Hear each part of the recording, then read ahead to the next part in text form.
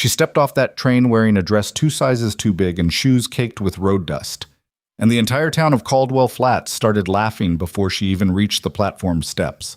Coulter Hayes stood there, hat in hand, watching 100 people decide in 10 seconds that this woman was a mistake. His mistake. He could have walked away. Every instinct he'd built over 10 years of lonely, grinding frontier life told him to cut his losses, to care what they thought, to protect what little dignity he had left.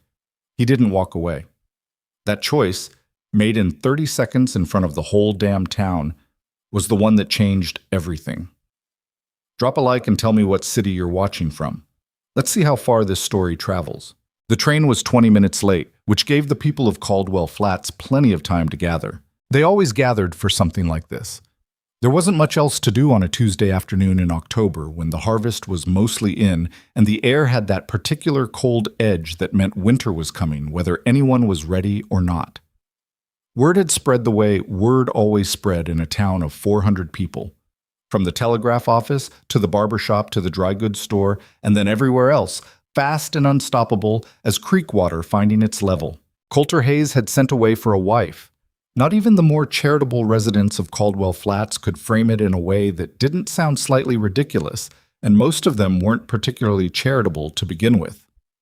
The man had written to an agency in St. Louis, filled out a form like he was ordering seed stock, exchanged a handful of letters over 2 months, and now there was a woman on the noon train who apparently believed she was coming to get married. Ruby Alcott, who ran the millinery shop and had opinions about everything, had told at least 30 people that she thought it was the most pathetic thing she'd heard in years. "That man is 41 years old," she'd said, not bothering to lower her voice at the general store that morning. "If he hasn't managed to find a woman by now through normal means, there's a reason for it." Nobody asked what she thought the reason was. They didn't need to. Coulter was aware of the crowd before he even got his wagon to a full stop at the edge of the station lot. He could see them arranged along the platform like they'd bought tickets. The Alcott woman front and center, naturally, with her hat and her pinched expression. The men from Harker's Feed grouped near the water barrel, a cluster of ranch wives whose names he could never quite keep straight, but who all seemed to share one face made up of mild disapproval. Wade Mercer was there too, standing apart from everyone else the way he always stood, arms folded, watching with the particular smug patience of a man who had already decided how things were going to go. Coulter tied off the horse and sat in the wagon seat for a moment longer than necessary. He was a big man, not in the soft way that some men his age went big, but in the way of someone who had spent 2 decades doing physical work in hard country, who had the kind of hands that didn't look right unless they were holding something, doing something. His face was weathered past what his age would suggest, with deep lines at the corners of his eyes and a jaw that hadn't seen a razor in 4 days. He was not, by any measure he could apply to himself, a man who cut an impressive figure standing around waiting. He was better in motion, but he sat, and he watched the crowd that was watching him, and he thought about the letter he'd received 3 weeks ago from the agency. A single typewritten page with Evelyn Hart's particulars, listed in neat rows like a catalog entry. Age, 34. Height, medium. Education, considerable. Previous occupation, schoolteacher, 7 years, Harrisburg, Pennsylvania. Health, sound. Reason for seeking Western placement, personal. He'd written her himself after that. 2 letters, cautious and plain. She'd written back twice, once answering his questions about frontier life and ranch work with a directness that surprised him, and once asking him a question he hadn't expected. "Do you want someone to manage your household, Mr. Hayes, or are you looking for a genuine partner? I ask because I am only interested in the latter, and I would rather know now than discover the answer 6 months from now in a place where I have no means of leaving easily." He'd stared at that letter for a long time. He wrote back, "Partner." That was 3 weeks ago.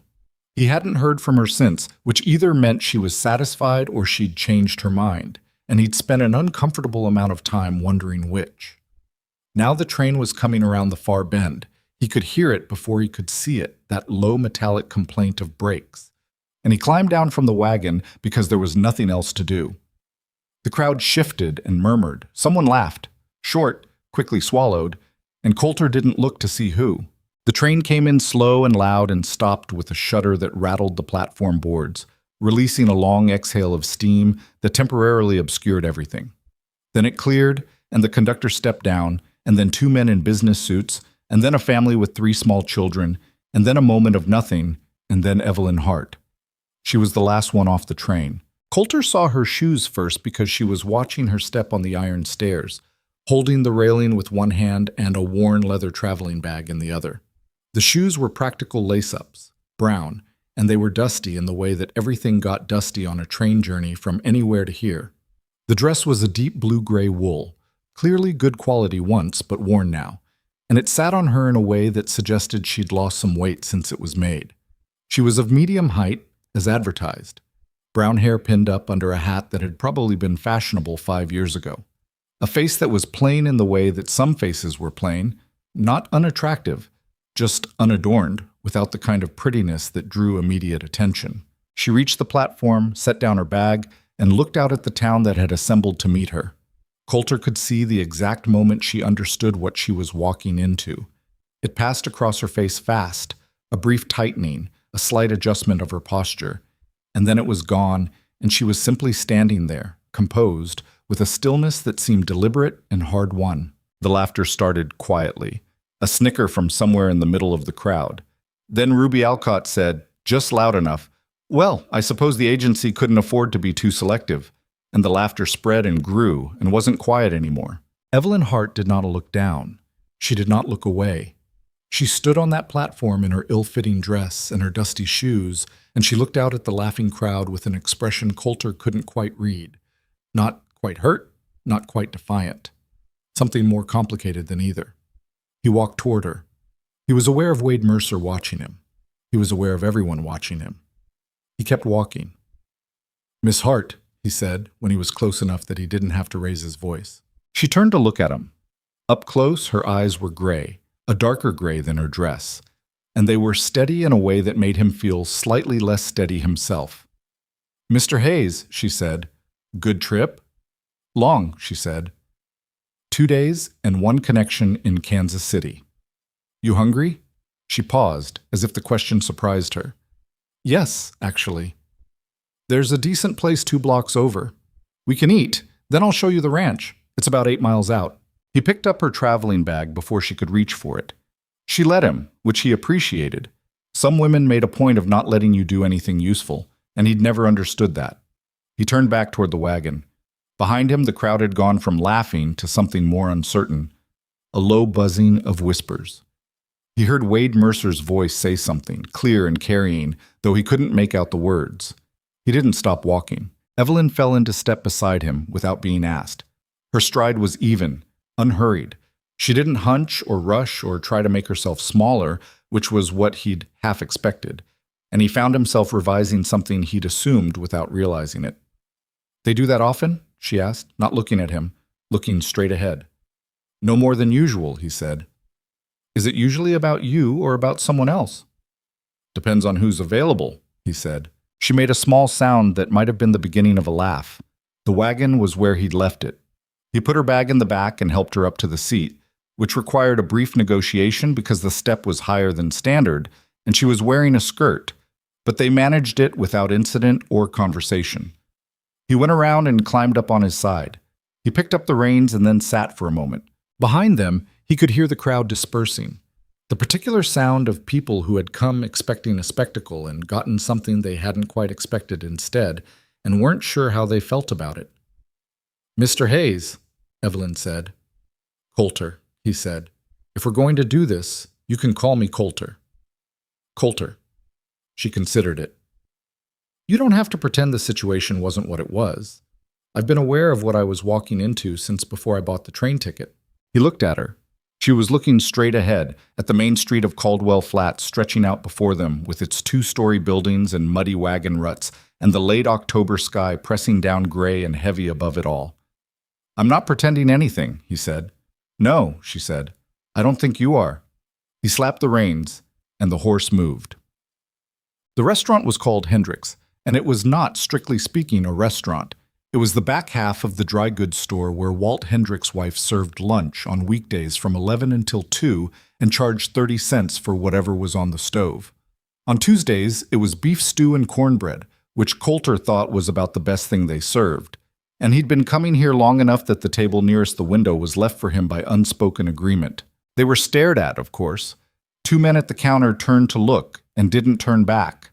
A woman at the far table leaned toward her companion and said something that involved a gesture in their direction, and her companion glanced over and nodded.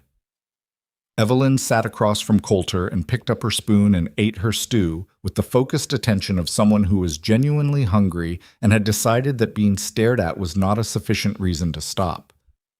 "Tell me about the ranch," she said. He told her.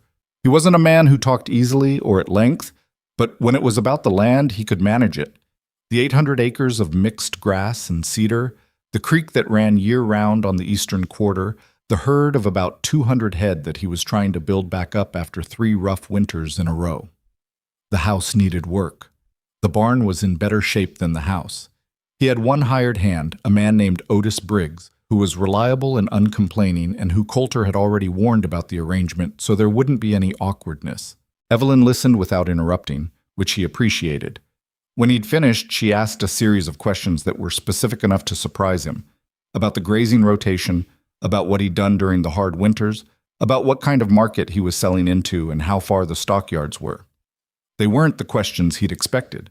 He'd expected questions about the house, about cooking arrangements, about which church she could attend. "You know about cattle operations," he said. "My father ran a spread in western Pennsylvania for 20 years, she said. "Smaller than yours. Mostly sheep, some cattle. I learned bookkeeping when I was 12 because he needed someone who could do it, and my brothers weren't interested." "But you were teaching school." "Until I wasn't," she said. He waited. She didn't elaborate. He didn't push. She looked out the window at the main street. A group of women walked past. The ranch wives from the train station, he thought, though he wasn't certain, and one of them looked in and said something to the others, and they all kept walking without looking back. "The woman who spoke at the platform," Evelyn said. "The one with the large blue hat. Ruby Alcott. She runs a business here? Millinery. Been there 15 years. Does she have that kind of influence generally, or just over women?" Coulter thought about it. Over women mostly, men who are married to the kind of women who listen to her. "Which is how many men in this town?" "More than I'd like," he said. Evelyn nodded slowly, like she was filing something away. "And the man who was standing off to the side, arms crossed, better dressed than the others." Coulter looked at her. "Wade Mercer. He's the one to worry about." It wasn't a question, and it was more accurate than he was entirely comfortable with. "Why do you say that?" "Because the woman with the hat is driven by opinion," Evelyn said. "She wants other people to think a certain way, and that's manageable. Opinions change. The man off to the side isn't driven by opinion. He's driven by something else. I'm not sure what yet, but it's something with more weight." Coulter set down his spoon. "You figure all that out from 30 seconds on a platform?" "I've been a school teacher for 7 years, she said. "You learn very quickly to figure out which children are going to cause you problems, and why." He looked at her for a long moment. Outside, a wagon rumbled past on the muddy street, and someone called out to someone else. And the ordinary sounds of a small town doing its ordinary business filled the silence between them. "Wade Mercer is driven by land," Coulter said. "He's been trying to buy the eastern quarter of my spread for 4 years. I've told him no 4 times. He doesn't take no gracefully." "No," Evelyn said. "I imagine he doesn't." She picked up her spoon again and went back to her stew. Though the drive out to the ranch took nearly an hour on the rutted dirt road, and for most of it they didn't talk much. The October sky had that quality of late afternoon light that turned everything a pale, washed-out gold, the kind of light that made even ordinary country look like something worth painting. The grassland stretched out on both sides of the road, brown and dry at this time of year, but not barren. Coulter could read the land well enough by now to see its underlying vitality, the way the grass lay, the way the ground held water in certain low spots, the particular dark richness of the soil along the creek drainage. He pointed out the boundary markers as they passed them. Evelyn watched everything with the same quiet attention she'd given to the restaurant in the town, not exclaiming or commenting much, just looking and, he suspected, cataloging. "The creek runs year-round?" she asked when they crossed the wooden bridge on the eastern boundary. "Every year I've been here. Dry years it runs slower, but it doesn't stop." "What's it called?" "Locals call it Harker's Creek. There's no official name I know of." She looked both directions along the creek bed as they crossed. The willows were mostly bare now, their yellow leaves scattered in the water and along the banks. The creek itself was low but running, maybe 8 inches of clear water over gravel and flat rock. "How far does it run through your property?" "About 2 miles, give or take." She looked upstream, away from the direction they were heading, toward where the creek came down from a low ridge of cedar and limestone that marked the northeastern edge of the ranch. "What's up there?" she asked. "Old cedar scrub, some limestone outcroppings. I've run cattle up there in spring when the grass is good, but it's rough country. I don't go up there much." She looked at it a moment longer, then turned back to face front. "All right," she said, in a tone that suggested she was making a note of something she'd come back to. The ranch house came into view about 10 minutes later, and Coulter had the familiar mixed feeling he always had when he looked at it, the original shape of what it could be overlaid on what it actually was, and the gap between the two had a weight to it that he'd stopped being able to ignore. It had been a decent house once. Whoever built it in the 70s had known what they were doing. Solid foundation, good chimney work, the bones of it sound. But 10 years of a man living alone in it showed in ways that Coulter was not always proud of. The porch boards needed replacing. The window frames on the south side had gone gray and needed painting. The kitchen was functional but barely, and the general interior had the particular stripped-down quality of a space that had been emptied of anything unnecessary and never had anything necessary added back. He helped her down from the wagon, and she stood in the yard and looked at the house without speaking. "It needs work," he said. "Yes," she agreed. "What's the priority?" "Porch boards before winter. Roof looks fine, but I haven't been up there since spring." "The windows on that side need caulking or you'll lose heat all winter," she said, nodding toward the south wall. "That's probably before the porch boards, actually." He looked at the windows. She was right. He'd noticed the drafts last winter and then gotten busy and hadn't dealt with it.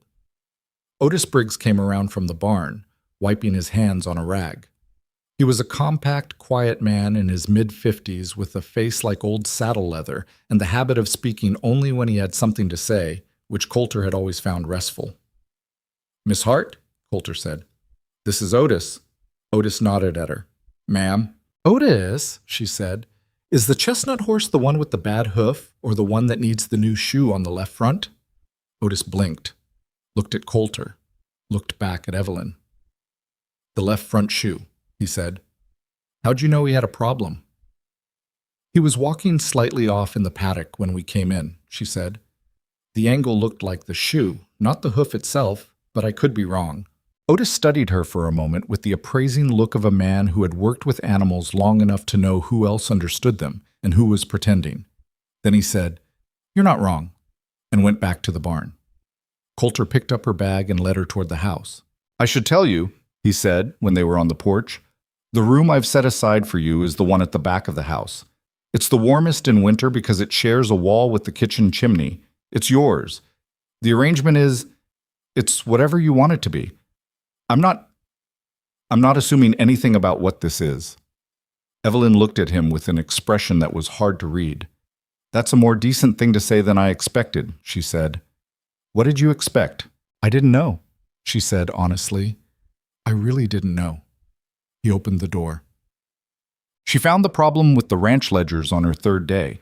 Coulter had put the account books on the kitchen table for her on the second morning, not because she'd asked for them, but because she'd been asking enough questions about the operation that it seemed like the logical thing.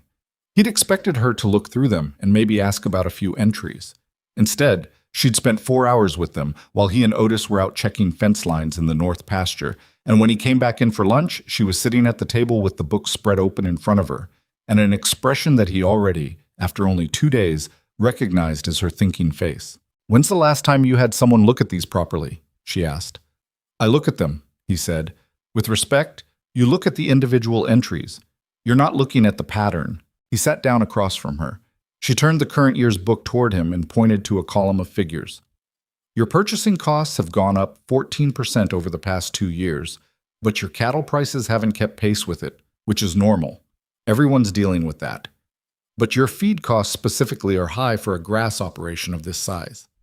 Either you're buying more feed than you should need to, or... She paused. Or what? Or someone's been skimming from the feed account, she said. Not accusing, just stating it as one of two possibilities. Coulter looked at the numbers. He looked at them for a long time. Show me, he said. She showed him. It took about 20 minutes, going back through 3 years of records, and at the end of it, he sat back in his chair and looked at the ceiling for a moment. It's probably not skimming, she said, more gently than she'd stated the possibility. It might just be that your former feed supplier was overcharging you and nobody caught it because the increases were gradual enough that they didn't show up obviously. Who was my feed supplier until last year? She checked the records. Someone called Mercer's Agricultural Supply. Coulter was quiet for a long moment. Then, Wade Mercer runs Mercer's Agricultural Supply. Evelyn looked at him steadily. Ah, she said. I switched suppliers last spring, he said. Thought it was just a better deal. Didn't think it through. You might want to think it through now, she said. He might. He definitely might. He looked at her across the table, at this woman who had been in his house for 3 days and had already found something that had been sitting in plain sight for 2 years, hidden by its own gradualness, by the kind of small, persistent dishonesty that's easy to miss because you're not looking for it. Thank you, he said. She shrugged, a small practical movement. It's just numbers, she said. Numbers have a way of adding up to the truth, whether anyone wants them to or not. They? On the 5th day, she reorganized the barn. She didn't ask permission. She didn't announce it. He came back from the north pasture at noon and found her and Otis moving equipment with a focused efficiency that suggested they'd been at it for some time. The tool wall had been completely rearranged. Everything that had been scattered through 3 different locations, now grouped by function and hung where it could be reached without hunting. The tack room had been sorted by horse, each animal's gear on its own set of hooks. The hay storage had been shifted to allow better airflow and reduce the mold risk she'd apparently identified and mentioned to Otis, who had confirmed it as a problem they'd been fighting for 2 years. Coulter stood in the barn doorway and looked at all of it and wasn't sure how he felt. I should have asked, Evelyn said, coming up beside him. She was dusty, and her hair was coming down on one side, and she had a smear of something on her chin that she hadn't noticed. I got started, and then it seemed inefficient to stop. No, he said. He stopped. It's good. It's better. It'll save time. When you're looking for something in the dark or in cold weather, every second matters. She looked at the rearranged tool wall with the critical eye of someone assessing their own work. The harrow needs sharpening, badly. Otis said you were planning to use it in the spring pastures. Next week. It won't last through a season in that condition. Better to do it now while there's time. He looked at the harrow. She was right about that too. He was beginning to notice a pattern. Evelyn, he said. She looked at him. You've been here 5 days, he said. You've found the feed account problem, fixed the tack room, reorganized the tool wall, identified 3 roof sections that need attention before winter, and apparently you've also been caulking the south windows because I noticed this morning. The drafts were bad, she said, slightly defensive. I know, I noticed. He paused. I'm not complaining, He stopped again. He wasn't good at this kind of thing. He'd never been good at this kind of thing, which was part of why he'd spent 10 years alone. I'm trying to say that I see what you're doing, and I appreciate it. She looked at him for a moment, and he saw something shift in her face, not softening exactly, but something in the careful composure she wore like the functional dress, something that made her look, just for a second, like someone who wasn't prepared for what she was hearing. All right, she said. All right, he said. They stood there in the barn doorway for an awkward moment, both of them apparently at a loss for what came next. And then Otis appeared from the tack room carrying a saddle, and the practical reality of ranch life reasserted itself, and they both moved out of the way. The first real trouble came at the end of the 2nd week. Coulter had gone into town for supplies. Evelyn had given him a list that was specific enough that he'd stared at it for 5 minutes at the store counter while Jonas Weaver, who ran the general store, looked at it over his shoulder and said nothing. He'd filled the order, paid, and was loading the wagon in front of the store when Ned Alcott, Ruby's husband, a mild-looking man who Coulter had always thought had the particular quiet desperation of someone who'd been told what to think for so long he'd stopped knowing how to do it himself, came out of the barber shop next door and stopped when he saw him. "Coulter," Ned said. "Ned." Ned fidgeted with his hat. "Look, I'm... Ruby wanted me to say something to you." She could say it herself. "She figured you'd take it better from me." Ned paused. "Probably she's wrong about that, but here I am." He took a breath. "There's talk. About the woman, about what she's doing out at your place." "She's running the household," Coulter said. "What people sent for her to do." "That's not..." Ned stopped. "That's not quite how people are talking about it. Ruby says she's been seen in the barn working alongside the hands, and that she had some kind of conversation with Jonas here about your feed accounts." Coulter kept loading the wagon. He didn't look at Ned. "She's my partner in the operation. That's what partner means." "Coulter," Ned's voice dropped. "Wade Mercer's been talking to people. He's saying..." "I know what Wade Mercer says," Coulter said. He turned and looked at Ned directly. "Does it matter to you what Wade Mercer says? Personally? Because I've always thought you were a man with your own mind somewhere underneath all the noise." Ned had the grace to look uncomfortable. "My wife is your wife," Coulter said. "Not mine. And what happens on my land is my concern and Evelyn's concern. And that's the end of the list." He picked up the last sack of grain and put it in the wagon. "Tell Ruby I said hello." He climbed up and drove away. He was halfway back to the ranch before the anger settled enough for him to think clearly. And what he thought, when he could think, was that Evelyn had been right about Mercer from the first 30 seconds. The man wasn't driven by opinion. He was driven by something with more weight. The land. The eastern quarter. The creek that ran year-round. Whatever it was about that land that Mercer wanted, he wanted it badly enough to have been overcharging for feed for 2 years, and to be working the town against a woman who'd been here 2 weeks. And if Coulter had needed a reason to double down on exactly the choice he'd made at the train station, this was probably it. He drove home through the late afternoon light with the wagon loaded and his jaw set and the beginning of a cold certainty forming in his chest. He wasn't backing down, not from any of it. Evelyn was in the kitchen when he got back, standing at the stove with her back to the door, and the kitchen smelled like something he hadn't smelled in this house in a long time. Actual cooking, the kind that took time and attention. She turned when she heard him come in, and then turned back to the stove. "The list worked?" she asked. Jonas was confused by the specific quantities, but he had everything.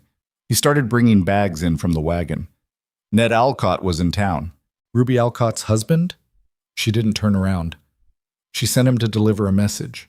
"Mercer's been talking to people. About you." A pause, the sound of something being stirred. "What kind of talking?"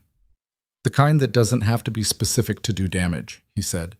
She was quiet for a moment, then, "Are you telling me because you want me to know, or because you want me to do something about it?"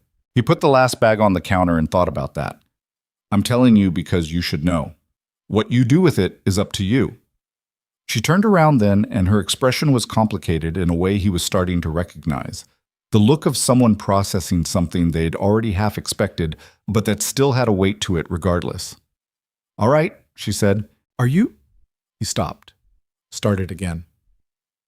"It's not going to get better. I want you to know that. These people don't give up on a thing once they've decided it." "Neither do I," she said. He looked at her across the kitchen, this woman in her practical dress in his barely functional kitchen, who had been here 2 weeks and had already made the place more livable in ways he couldn't fully account for, who had spotted Wade Mercer's character in 30 seconds and confirmed her read of the feed accounts in 4 hours, who had spent a whole morning caulking windows because the drafts were bad and hadn't waited to be asked. "No," he said. "I didn't think you did." She turned back to the stove. "Dinner in 20 minutes, she said. "Go wash up." He went to wash up.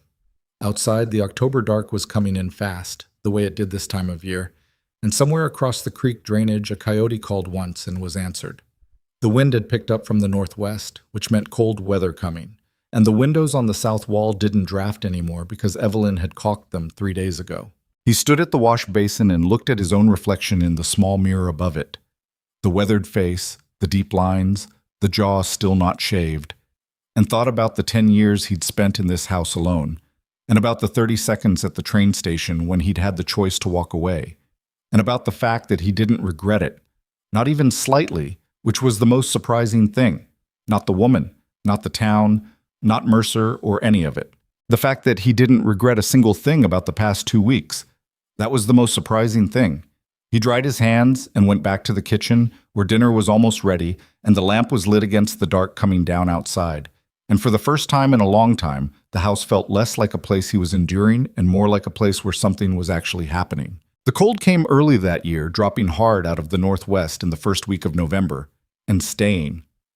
The ground froze in the low spots before anyone was quite ready for it, and Coulter spent 3 days with Otis patching fence lines in weather that made every metal tool painful to hold without gloves. Evelyn brought them lunch both days, not as a gesture, but because it was the efficient thing to do, carrying it out in a covered pail so it arrived still warm, staying long enough to point out a section of wire they'd missed on the south corner, then going back to whatever she'd been working on before. Otis watched her walk back toward the house and said nothing for a moment, then said, "She's all right." Coming from Otis, that was approximately the highest praise available. Coulter grunted and went back to the fence post he was setting, driving it into the partially frozen ground with a mallet that sent shock up his arms with every swing. He was aware that Otis's opinion of Evelyn had shifted somewhere around day 4, when she'd correctly identified the chestnut horse's shoe problem and had been quietly, consistently positive since then. Otis didn't explain himself or revise his positions, which meant that whatever he'd concluded about her, it was settled. Coulter wished the rest of the situation were as simple. The trouble with Ruby Alcott had moved from whispers to something more organized. It happened the way these things always happen in small towns. Not through any single dramatic event, but through the steady accumulation of small exclusions, the kind that were individually deniable but collectively unmistakable. When Evelyn had gone into town the previous Thursday to pick up a fabric order she'd placed, the 2 women already waiting at the counter had moved to the far end without saying anything. Jonas Weaver had been perfectly polite and efficient and had not met her eyes once during the entire transaction. She'd walked back to the wagon, loaded her purchase, and driven home without mentioning any of it. She told Coulter that evening, not as a complaint. He'd come to understand that she almost never complained, but because she'd decided he should know. "It's going to get worse before it settles," she said. They were at the kitchen table, which had become the place where they talked after dinner over the remains of the meal, with the lamp between them throwing its unsteady yellow light. "I want you to think about whether you're prepared for that." "I've been thinking about it," he said. And I'm prepared for it." She looked at him with the particular steadiness she had, the gray eyes that took things in without flinching. "You had relationships here before I arrived. Business relationships, friendships maybe. I don't want to be the reason you lose those. Some of those relationships weren't worth what I thought they were," he said. "Finding that out is uncomfortable, but it's not a loss." "Coulter." "Evelyn." A pause. She looked at the table for a moment, then back at him. "I left Harrisburg because a man I trusted turned out to be something other than what he presented himself as," she said. "That's the short version. The longer version involves a school board and a contract that wasn't renewed and a community that decided to take his word over mine. And I won't bore you with the details. But what I'm saying is that I know what it costs to be the person a town decides to turn against. I don't want to bring that cost to your door without you knowing clearly what it is." He was quiet for a moment.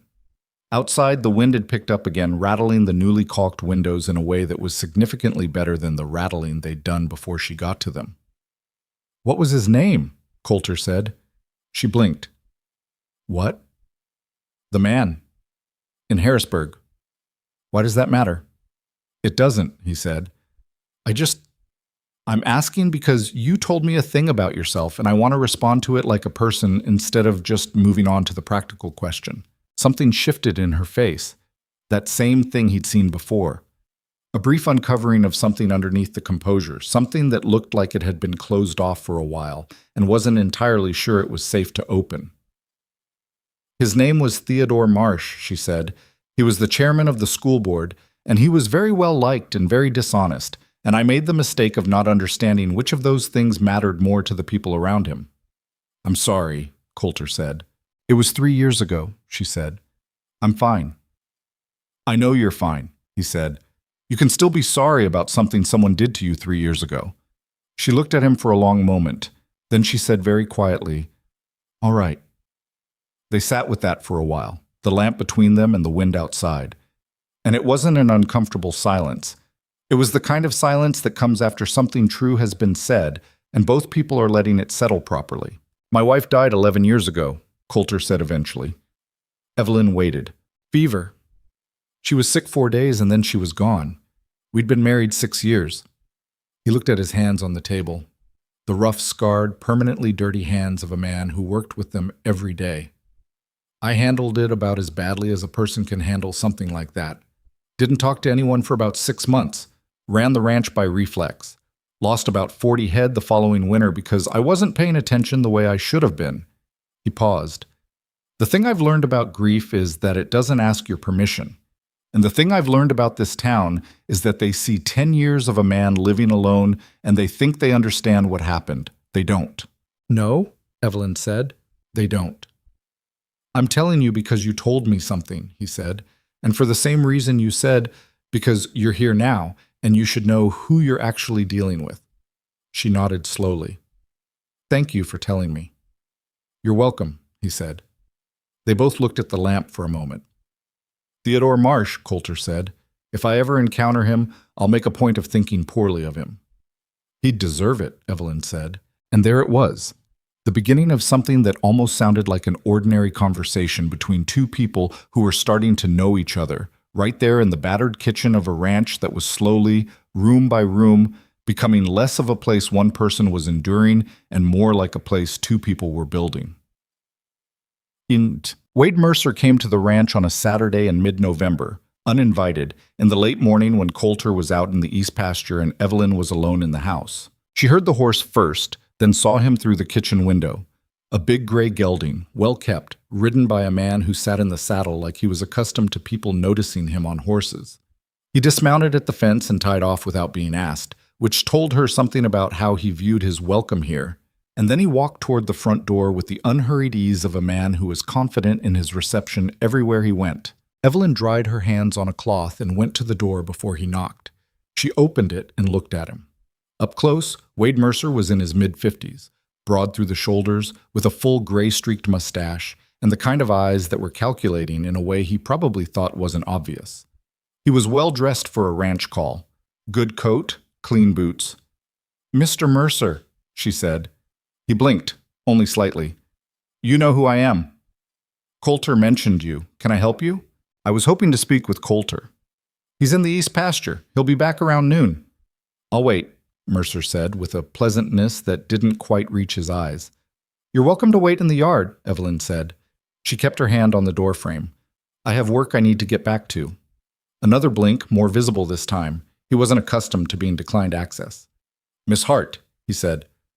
"I wonder if I might speak frankly with you for a moment." "You can try," she said. He smiled, and it was the kind of smile that had probably worked on a lot of people over a lot of years. "I want you to know that I have nothing personal against you. Arrangements like yours and Coulter's, they happen. A man needs help running a place. I understand that. But Coulter Hayes is a stubborn man, and he doesn't always see clearly when his pride is involved. And I think someone needs to tell you plainly that the situation here is not what you may have been led to believe." "What situation?" she asked. "This ranch," he said, "has been struggling for 3 years. The herd is undersized. The land is being worked harder than it can sustain. Coulter is a proud man, but he's not a practical one, and I've been trying for years to offer him a way out that preserves his dignity. The eastern quarter in particular." "The eastern quarter with the year-round creek," Evelyn said. He paused. "That would be the one you want," she said. "The one you've offered to buy 4 times. Approximately the same parcel you were overcharging him on feed costs to make him more financially desperate to sell." She kept her voice entirely neutral. "Is that the situation you wanted to tell me about?" The smile went away. "Those are serious allegations," he said, in a tone that was no longer pleasant. "I'm not alleging anything," she said. "I'm asking if that's the situation you wanted to clarify. If it is, I think Coulter has a pretty clear picture of it already. And if it isn't, I'm happy to hear what you actually came to say." Mercer looked at her for a long moment, not angry exactly, but recalibrating, the way a man does when something he expected to be easy turned out not to be. "You're smart," he said. Not a compliment, more of a problem being identified. "I'm adequate," she said. "Is there anything else?" There wasn't. He untied his horse and rode out without waiting for Coulter, and Evelyn watched him go from the kitchen window and then went back to what she'd been doing before he arrived. She told Coulter that evening. He listened to the whole account without interrupting, sitting at the kitchen table with his coffee gone cold in front of him. "He'll come back," Coulter said. "I know. Next time he'll try something less direct." She paused. "Or he'll work through other people, which is probably what he'll do." Coulter looked at his cold coffee. "You handled it well." "I told him what I observed," she said. "I didn't accuse him of anything he couldn't deny." "That's handling it well," Coulter said. She made a small, dismissive motion, the kind that meant she disagreed but wasn't going to argue the point. He'd come to know that motion over the past 3 weeks. It appeared when he thanked her for things she considered simply part of the work, or when he said something about her capability that she found excessive or embarrassing. He was finding that he noticed these things, the small grammar of who she was, built up over daily proximity. The way she thought out loud when she was working through a problem, but went completely silent when she'd reached a conclusion. The fact that she always knew where the horses were in the paddock without looking. Her habit of setting her coffee cup on the exact same spot on the table every morning. The careful, unhurried way she approached every task, as if she'd decided years ago that panic was a waste of time and had never reconsidered. He noticed these things the way you notice details about a person when you're paying more attention to them than you've admitted to yourself. Month. The real confrontation with the town came on a Wednesday in late November at the general store. Coulter wasn't there for the beginning of it. He'd been at the feed store 2 doors down. But Jonas Weaver told him about it afterward, in the uncomfortable, fragmented way of a man who felt guilty and wasn't sure exactly what to do with that feeling. Ruby Alcott had come into the general store while Evelyn was placing an order. She'd brought 2 of her allies with her. Coulter gathered from Jonas's account that they'd come specifically because they knew Evelyn's schedule, which meant someone had been watching and reporting, and she had said loudly enough for the 3 other customers in the store to hear that she thought it was a shame what some people would do to secure a comfortable situation for themselves, and that a woman who came from nowhere with no references and no family and inserted herself into a respectable ranching operation ought to at least have the decency to stay out of town business. What Evelyn said, according to Jonas, who had clearly memorized it. "Mrs. Alcott, I found that people who worry about other women's decency usually do so because it's easier than examining their own motives. I'm not here to secure anything for myself. I'm here because I was asked to be, by a man who has treated me with more respect in 3 weeks than some people in this town seem capable of managing. Now, if you'll excuse me, I have a list to finish." Jonas said the store had gone completely silent. Ruby Alcott had left without buying anything. When Jonas finished telling him, Coulter said, "Thank you for letting me know," and went out to find Evelyn at the wagon. She was loading the supplies, not looking at him. "Jonas told me," he said. "I know he would," she said. "You all right?" She stopped and turned and looked at him with an expression that was tired in a way he hadn't seen on her before. Not defeated, not close to that, but genuinely tired, the kind that came from spending energy you couldn't always afford to spend. "I'm fine," she said. "Evelyn, I'm fine, Coulter.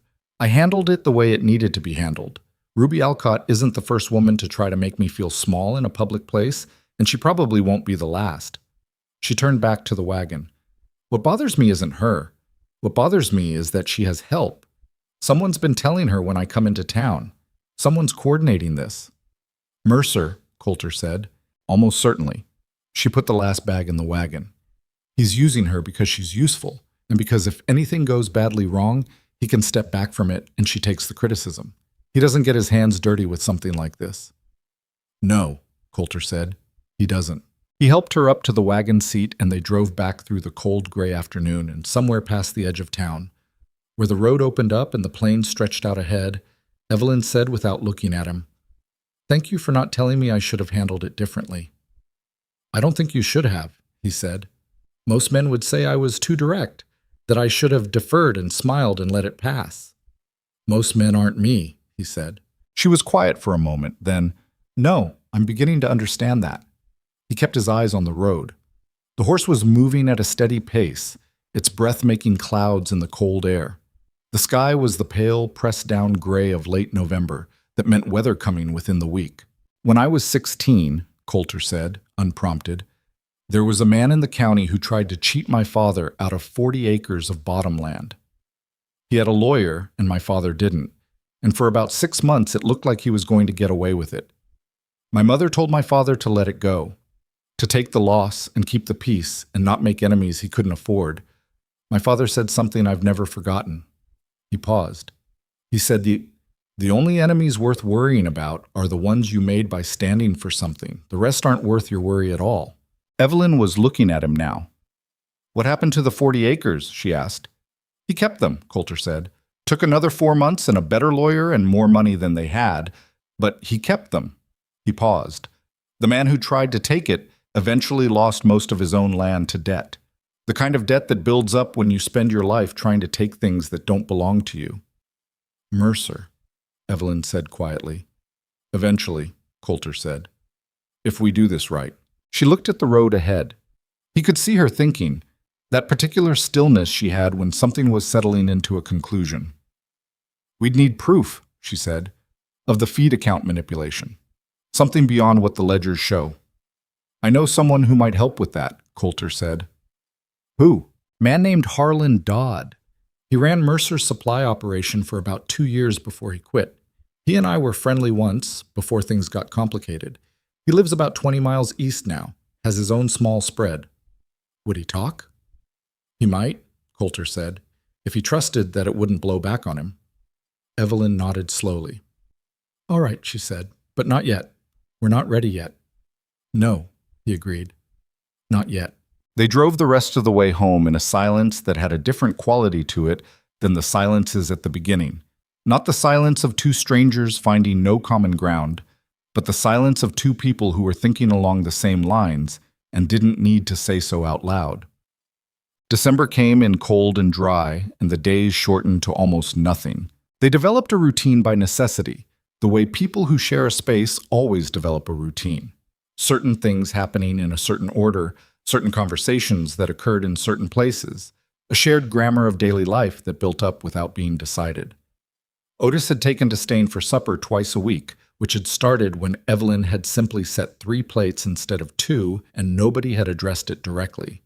He was a quiet presence at the table, occasionally offering an opinion about ranch matters when asked, occasionally making a dry observation about something that had happened that day, and then leaving before dark without ceremony. One evening in mid-December, after Otis had gone, Evelyn was at the counter and Coulter was still at the table with his coffee, and she said, not turning around, Your fence line along the northern boundary is going to need significant work in spring.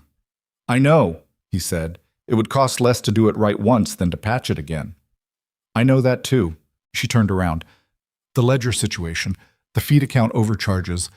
There's enough documentation now that if you took it to the right person, there would be a real question about Mercer's business practices. Not proof of fraud, but enough to raise the question publicly. Who's the right person? He said. The county land officer, she said. His name is in the deed records. I looked.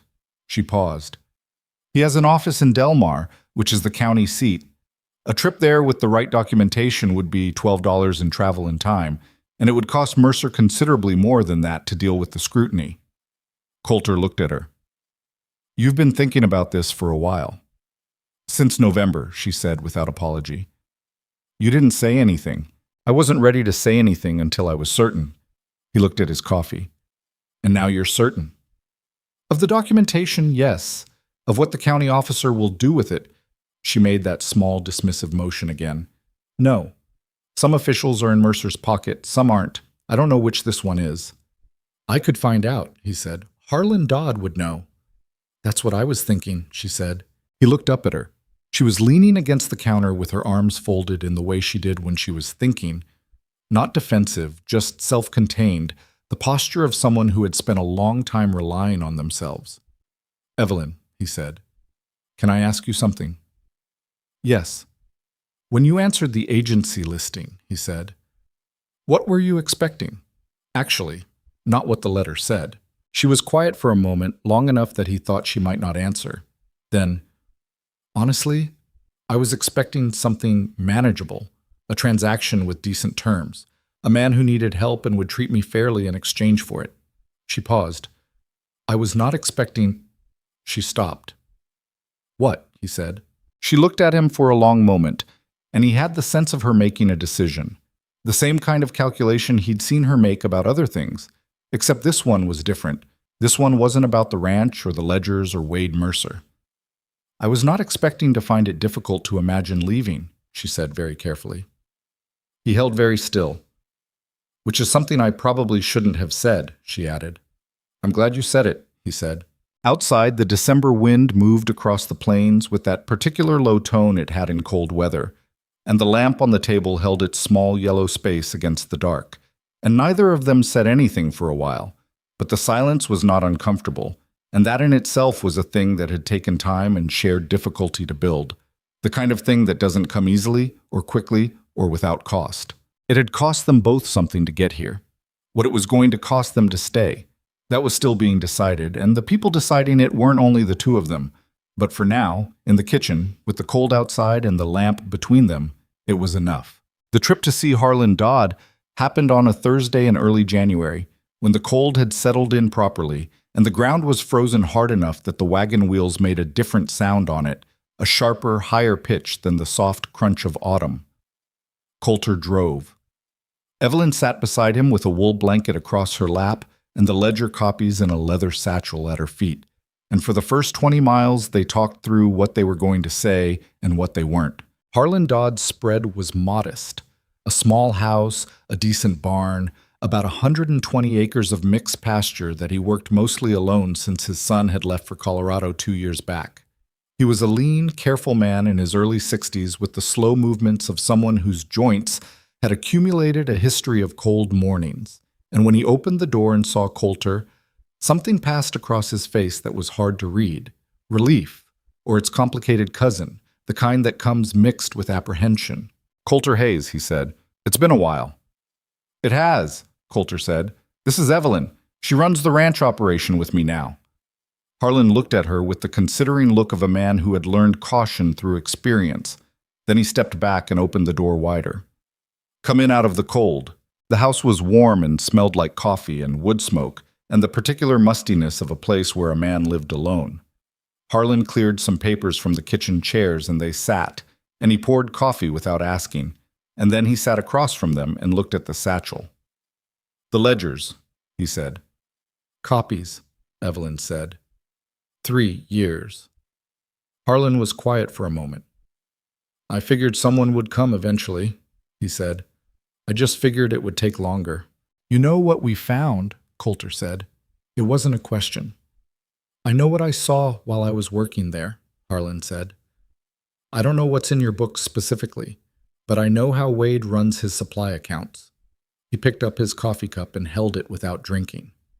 He's been doing it for years. Not just to you, to at least 4 other operations in the county. Small enough increases that nobody notices in any given month. Large enough that it adds up significant over time. Is there anyone else who would confirm that? Evelyn asked. Harlan looked at her. You mean testify to it? I mean confirm it, formally or informally. Pete Calloway might, Harlan said slowly.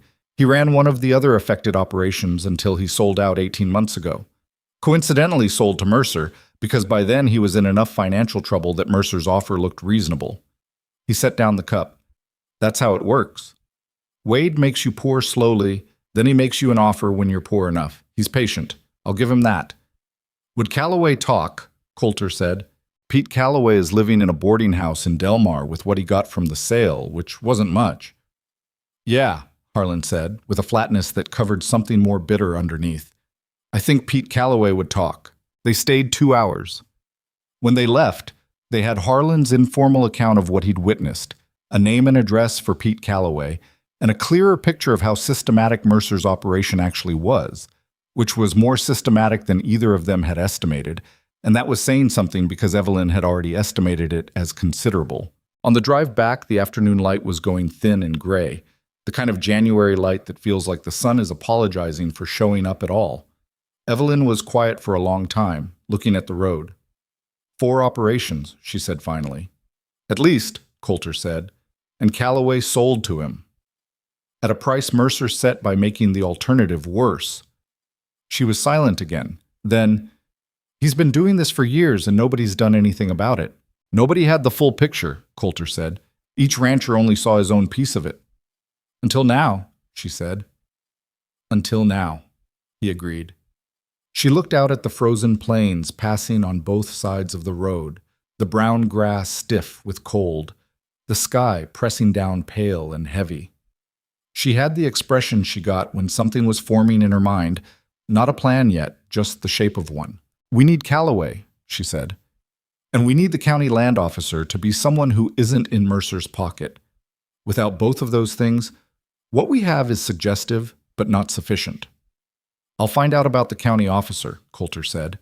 I know the circuit judge from years back. If I write to him, he'll give me a straight answer about who to trust. Evelyn nodded. Then we wait for the answer before we do anything. Yes, he said. She pulled the blanket tighter against the cold. Coulter. Yeah. Harlan Dodd is scared, she said. He didn't show it, but it was there. He has reason to be, Coulter said. Wade Mercer has a long memory, and Harlan knows it. We need to protect him somehow. If Mercer finds out he talked to us, I know, Coulter said. I'm thinking about it. She didn't push. That was one of the things about her. She could put a problem in the air between them and then let it sit without demanding an immediate resolution. She understood that some things needed time to work themselves out, which was a rarer quality than it sounded. What? The letter to the circuit judge went out the following week. The reply came back in 10 days, which was faster than Coulter had expected, and it said 2 things. That the current county land officer was a man named Silas Pruitt, who was known to be scrupulously independent, and that the judge had heard Wade Mercer's name before in context that he was not at liberty to describe in a letter, but that Coulter should take as relevant. Evelyn read the letter twice, then put it in the satchel with the ledger copies. Pruitt, she said. All right. But the trip to Del Mar, and everything it required in terms of preparation and documentation and coordinating Calloway's involvement, was still 2 weeks away when the thing happened on the ranch that changed everything. And it didn't happen in the ledgers or in the town or in any of the places where Coulter had been watching for trouble.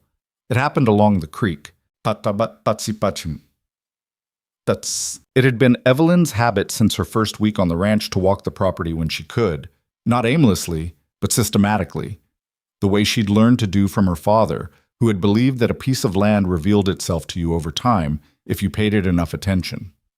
The winter walks were harder and shorter than the autumn ones, but she kept at them on the days when the weather permitted, sometimes alone and sometimes with Otis when he was working the fence lines on the eastern boundary. In late January, on a clear, cold afternoon when the temperature had come up enough to make the walk bearable, she walked the length of Harker's Creek from the bridge on the eastern boundary to where it disappeared into the cedar scrub on the northeastern ridge, the rough country Coulter had mentioned on her first day, the place he rarely went because the terrain was difficult and the grazing wasn't worth the trouble.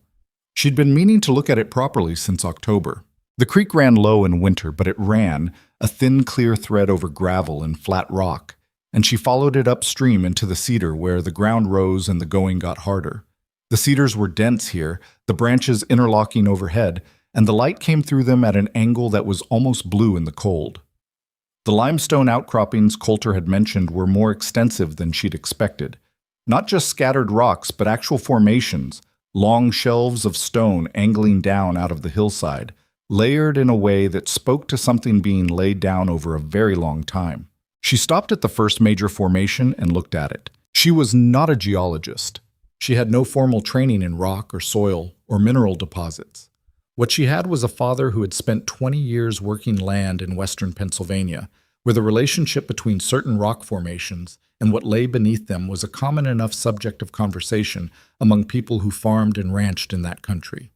She had absorbed certain things by proximity, the way children absorb the specialized knowledge of their parents' world without always knowing they're doing it. What she was looking at didn't look like ordinary limestone. She walked along the formation for about a quarter mile, stepping carefully on the frozen ground, examining the rock where it was exposed and where it disappeared back into the hillside. The coloring was wrong for plain limestone. There were darker striations in places, greenish-gray in the light, and the texture of some sections had a different quality than the surrounding rock, heavier somehow, more dense. She crouched down at one point where the creek bank had eroded and exposed a section of the formation below the waterline. The rock here was clearer, unmixed with surface material, and she looked at it for a long time. Then she broke off a piece small enough to fit in her coat pocket and put it there. She didn't say anything to Coulter that evening. She needed to think first, and thinking, for her, required privacy and time and the willingness to be wrong, which was something she'd had to learn the hard way. How to hold a conclusion loosely until it was tested. How not to say a thing out loud until saying it wouldn't do damage if it turned out to be wrong. She waited 3 days. On the third day, she took the piece of rock into town while Coulter was occupied with the cattle and went to see a man named Edgar Fisk, who ran a small assay operation out of the back of the hardware store and had been doing so for about 12 years. She didn't know Fisk well. Nobody did, particularly, because he was one of those men who existed at the edges of a small-town social life without quite entering it. But she knew he was competent, which was the only credential she cared about. She put the rock on his counter. He looked at it for a long time without touching it. Then he picked it up and turned it, and the look on his face changed in a small but visible way. "Where'd you get this?" he said. "My property," she said, which was not entirely accurate in terms of legal standing, but was accurate enough in terms of how she thought of it. "When you say your property, the Hayes Ranch, 8 miles east. You know it?" Fiska looked at the rock again. He put it down and picked up a hand lens and looked at it through that. "This came from a formation," he said. "Not a surface find?" "A formation," she said. "Extensive, running along the northeastern ridge above the creek." Fisk set down the lens. He looked at her over the counter with an expression that was carefully neutral in the way of a man who was controlling a stronger reaction. "Miss Hart," he said, "I'd need to see the formation itself to tell you anything definitive, but if what I'm seeing in this sample is what I think I'm seeing—" He stopped. "Say it," she said. "I think you might want to get someone out there who knows more than I do," he said.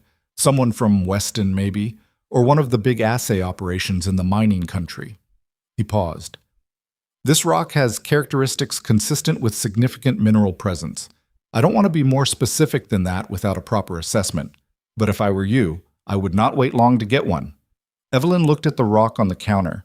Then she picked it up and put it back in her pocket. "Thank you, Mr. Fisk," she said.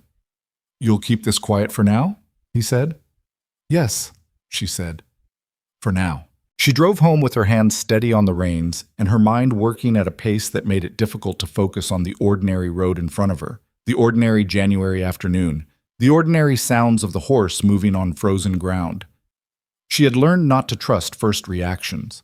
In Harrisburg, she had reacted too quickly to things that had turned out to be more complicated than they first appeared, and the cost of that had been significant. She was not going to make the same mistake here. But she was also not going to ignore what she'd seen and what Fisk had said, and the particular feeling she'd had standing at that limestone formation, looking at rock that was the wrong color for what it was supposed to be. Coulter was in the barn when she got back, working on a harness that had been giving them trouble since December. He looked up when she came in, read something in her face, and set the harness down. "Tell me," he said. She told him, all of it. The walk up the creek, the formation, the piece of rock, what Fisk had said. She kept her voice level, and she was careful not to use words that promised more than she could back up. And when she finished, Coulter was quiet for long enough that she heard a horse shift in its stall and the wind move across the barn roof. "You think it's significant," he said. Not skeptically, just asking. "I think it might be," she said. "I think we need someone who knows more than Edgar Fisk to come look at it, which means a trip to the mining country, or someone from there coming to us." "That costs money," he said. "I know. And if it turns out to be nothing, it costs us the money and we're back where we started," she said. "I'm aware of that. I'm also aware that I could be completely wrong about what I saw." He looked at her. "Are you?" She held his gaze. "No," she said. "I don't think I am." He was quiet again. She watched him think it through. The practical, cautious way he processed things, working through the cost and the risk and the probability, the same way he worked through any decision about the ranch. She did not push. She had said what she'd seen and what she thought, and pushing beyond that wasn't going to help. There's a mining assessment company in Copperhead Springs, he said finally. It's about 4 days each way. I've heard the name, Aldrich and Sons. They've been operating in the mining territory for 20 years. Would they come out here? For a fee, he said.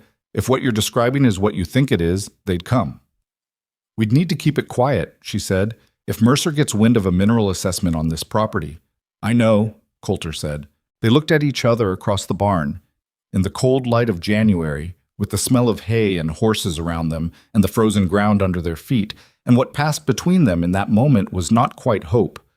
Hope was too light a word for something that came loaded with this much risk, but something in its vicinity, something that recognized the possibility of the situation changing in a way that neither of them had planned for.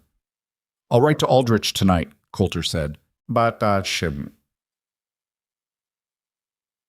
The reply from Aldrich and Sons came back in 12 days and said they could send a man named Prescott within the month, that his fee for the initial assessment was $40, and that if findings warranted further evaluation, additional costs would be discussed at that time. The letter was professional and careful and gave nothing away about whether they expected to find anything.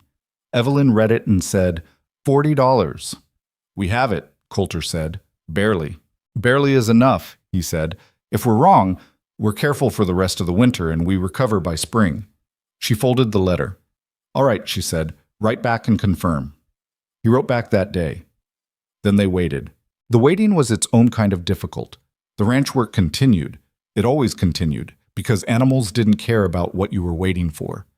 And Mercer's pressure on the town continued, and the cold continued, and February came in even harder than January had been, with 2 genuine blizzards that kept everyone close to home and made the simple task of keeping the cattle fed and watered into something that required everything they had. During the first blizzard, Coulter's coat got soaked through during the afternoon feeding and he came in shaking with cold, and Evelyn said nothing beyond, "Get those off," in a tone that didn't invite discussion, and she put his coat near the stove and brought him coffee that was too hot to drink, and he drank it anyway.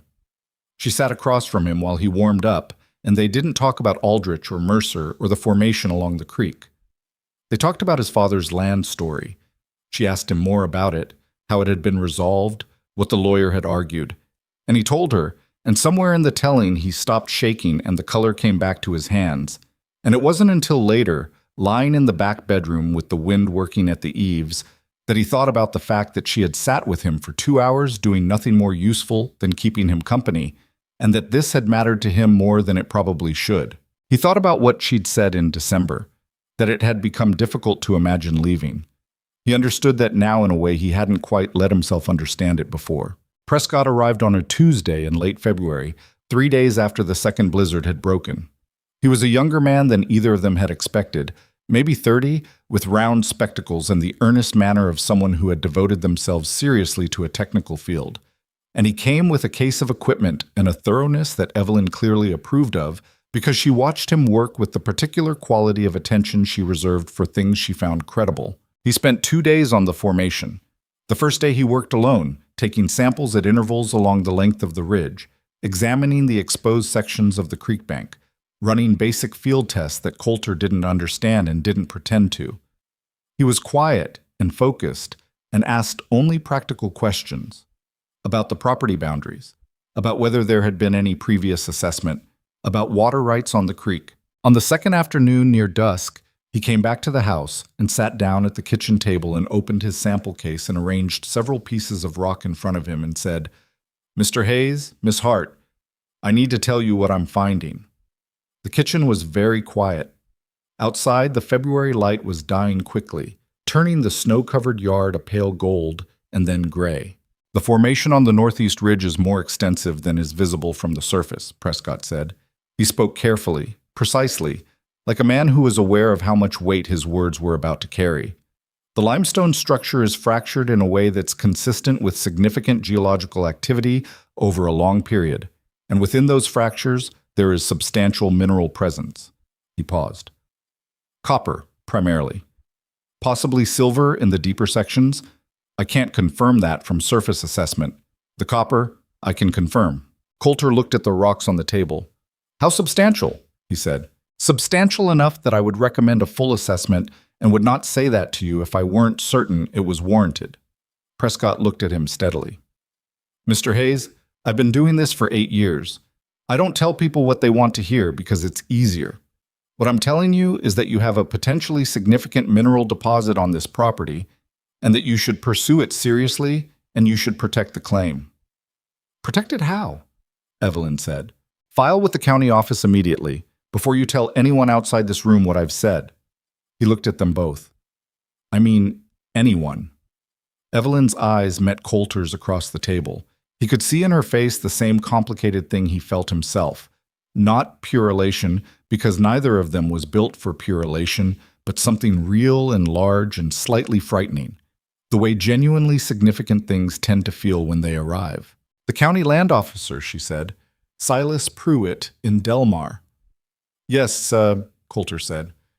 We file with Pruitt. We take everything, she said. The mineral assessment, the ledger documentation on Mercer's supply accounts, Harlan Dodd's account, and Calloway, if he'll come. She was thinking out loud now, laying it out. We go to Delmar with the full picture. That's a significant trip, Coulter said. It's a significant situation, she said. Prescott was watching them with the polite attention of a man who understood he was in the room for the technical part of this conversation, and not the rest of it. I'll provide a written assessment, he said, signed and witnessed. You'll want that for the filing. Yes, Evelyn said. Thank you. After Prescott went to the spare room, Coulter had offered it for the night, the drive back to the main road being impractical in the fading light. They sat at the kitchen table in the lamplight and didn't say anything for a while. Then Coulter said, You found it. I walked up a creek, she said. I looked at some rocks. You looked at rocks nobody else looked at in 20 years, he said, because you paid attention. She was quiet for a moment. My father always said the land tells you things if you're willing to listen. Smart man. He was, she said. And then, in a different tone, quieter. He died when I was 22, before everything in Harrisburg. I've always thought he would have handled that situation better than I did. You handled it, Coulter said. You're here. She looked at him. Yes, she said. I'm here. Outside, the February night had come in completely, and the snow in the yard reflected the lamplight back through the window in a pale glow, and in Prescott's room they could hear the quiet sounds of a man settling in for the night. And the ranch house held them, these two people sitting across from each other at a kitchen table with a handful of rocks between them that had changed the arithmetic of everything.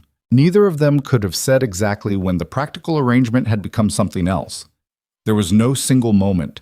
It had happened in accumulation, the way most real things do, through shared meals and difficult conversations, and a blizzard, and a long drive, and Evelyn caulking windows, and Coulter telling her about his father's 40 acres, and Theodore Marsh and a wife who died of a fever 11 years ago, and a walk along a frozen creek on a January afternoon. Whatever it was there now. And like the mineral deposit in the ridge, it had been there for a while before anyone acknowledged it. Coulter picked up one of the rock samples from the table and turned it in his hands. The dark striations caught the light. We go to Delmar, he said. We go to Delmar, Evelyn said. The trip to Delmar took 3 days each way, and they brought Otis along because Coulter didn't love the idea of leaving the ranch unattended with Mercer's attention on them the way it was. They left before dawn on a Wednesday in early March, the wagon loaded with the satchel of documents and Prescott's signed assessment and enough provisions for the road, and Otis rode alongside on the chestnut horse, whose shoe had long since been properly replaced. They picked up Pete Calloway in the small town of Ridgeline, which was 40 miles east of Caldwell Flats and about 60 miles short of Delmar. Calloway was waiting at the boarding house where Harlan Dodd had said he'd find him. A thin, gray-faced man in his late 50s who looked like someone who had been carrying a weight for long enough that he'd forgotten what it felt like without it. He shook Coulter's hand and looked at Evelyn with the wariness of a man who had been burned enough times that caution had become his default setting. Dodd said you had documentation, Calloway said, when they were on the road again, sitting in the wagon bed with the satchel between them. 3 years of ledger records, Evelyn said, showing systematic overcharging from Mercer's supply operation. Your name appears in Harlan's account as another affected party. Calloway looked at his hands. I sold my spread to Wade Mercer for 60 cents on the dollar, he said. I sold it because by the time he was done with me, I didn't have a choice. I've spent 18 months being angry about it from a boarding house in Ridgeline." He paused. "What is it you want from me exactly?" "A formal statement to Silas Pruitt at the county land office," Evelyn said, "describing your experience with Mercer's supply pricing and the sequence of events that led to the sale. And if Mercer finds out—" "He'll find out eventually regardless," she said. "The question is whether he finds out before or after there's an official record." Calloway was quiet for a while, looking at the road unrolling behind them. Then, "What's your stake in this? You're not just doing it out of civic principle." "No," Evelyn said. "We have a mineral claim that Mercer will try to take if we don't move fast enough to protect it properly. Taking him down at the county office is partly about the claim and partly about stopping him from doing to other people what he did to you." Calloway looked at her for a long moment. "You're direct," he said. "I found that it saves time," she said. He almost smiled. "All right," he said. "I'll give the statement." Silas Pruitt turned out to be a compact, deliberate man in his early 60s who ran his office with the organized efficiency of someone who had seen enough disorder in his career to value its opposite. He received them without appointment on the afternoon they arrived in Delmar, which impressed Coulter, and he read Prescott's mineral assessment with the focused attention of a man who understood what he was looking at. "This is a legitimate assessment," Pruitt said when he'd finished. "From Aldrich & Sons out of Copperhead Springs?" Coulter said. "Prescott's been working in mineral assessment for 8 years. "I know the firm," Pruitt said. He set the papers down and looked at them both across his desk. "The claim filing is straightforward. I'll process it today, which means it's on the official record before you leave this building." He paused. "The other matter?" He indicated the ledger documentation and Calloway's written statement, which they'd prepared on the road, is more complicated. "Complicated how?" Evelyn said. "Complicated in that it's substantial enough to warrant serious attention, which means it's going to create serious resistance." Pruitt looked at her steadily. "Wade Mercer has been operating in this county for 30 years. He has relationships I am not always able to fully account for.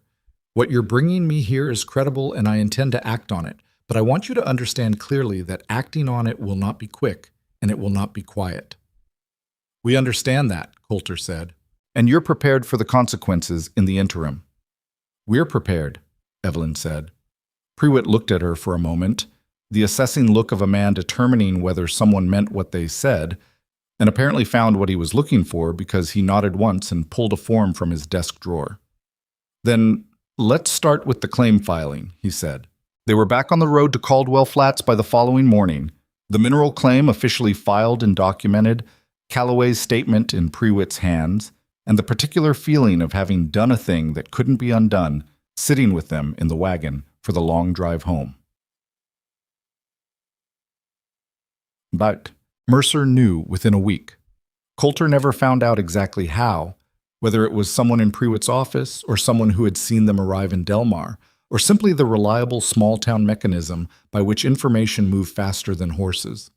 What he knew was that on a Tuesday morning, 10 days after they'd returned from Delmar, Wade Mercer rode into the yard at the Hayes Ranch with 2 men behind him, and Coulter saw them coming from the barn and walked out to meet them without hurrying. Mercer didn't dismount.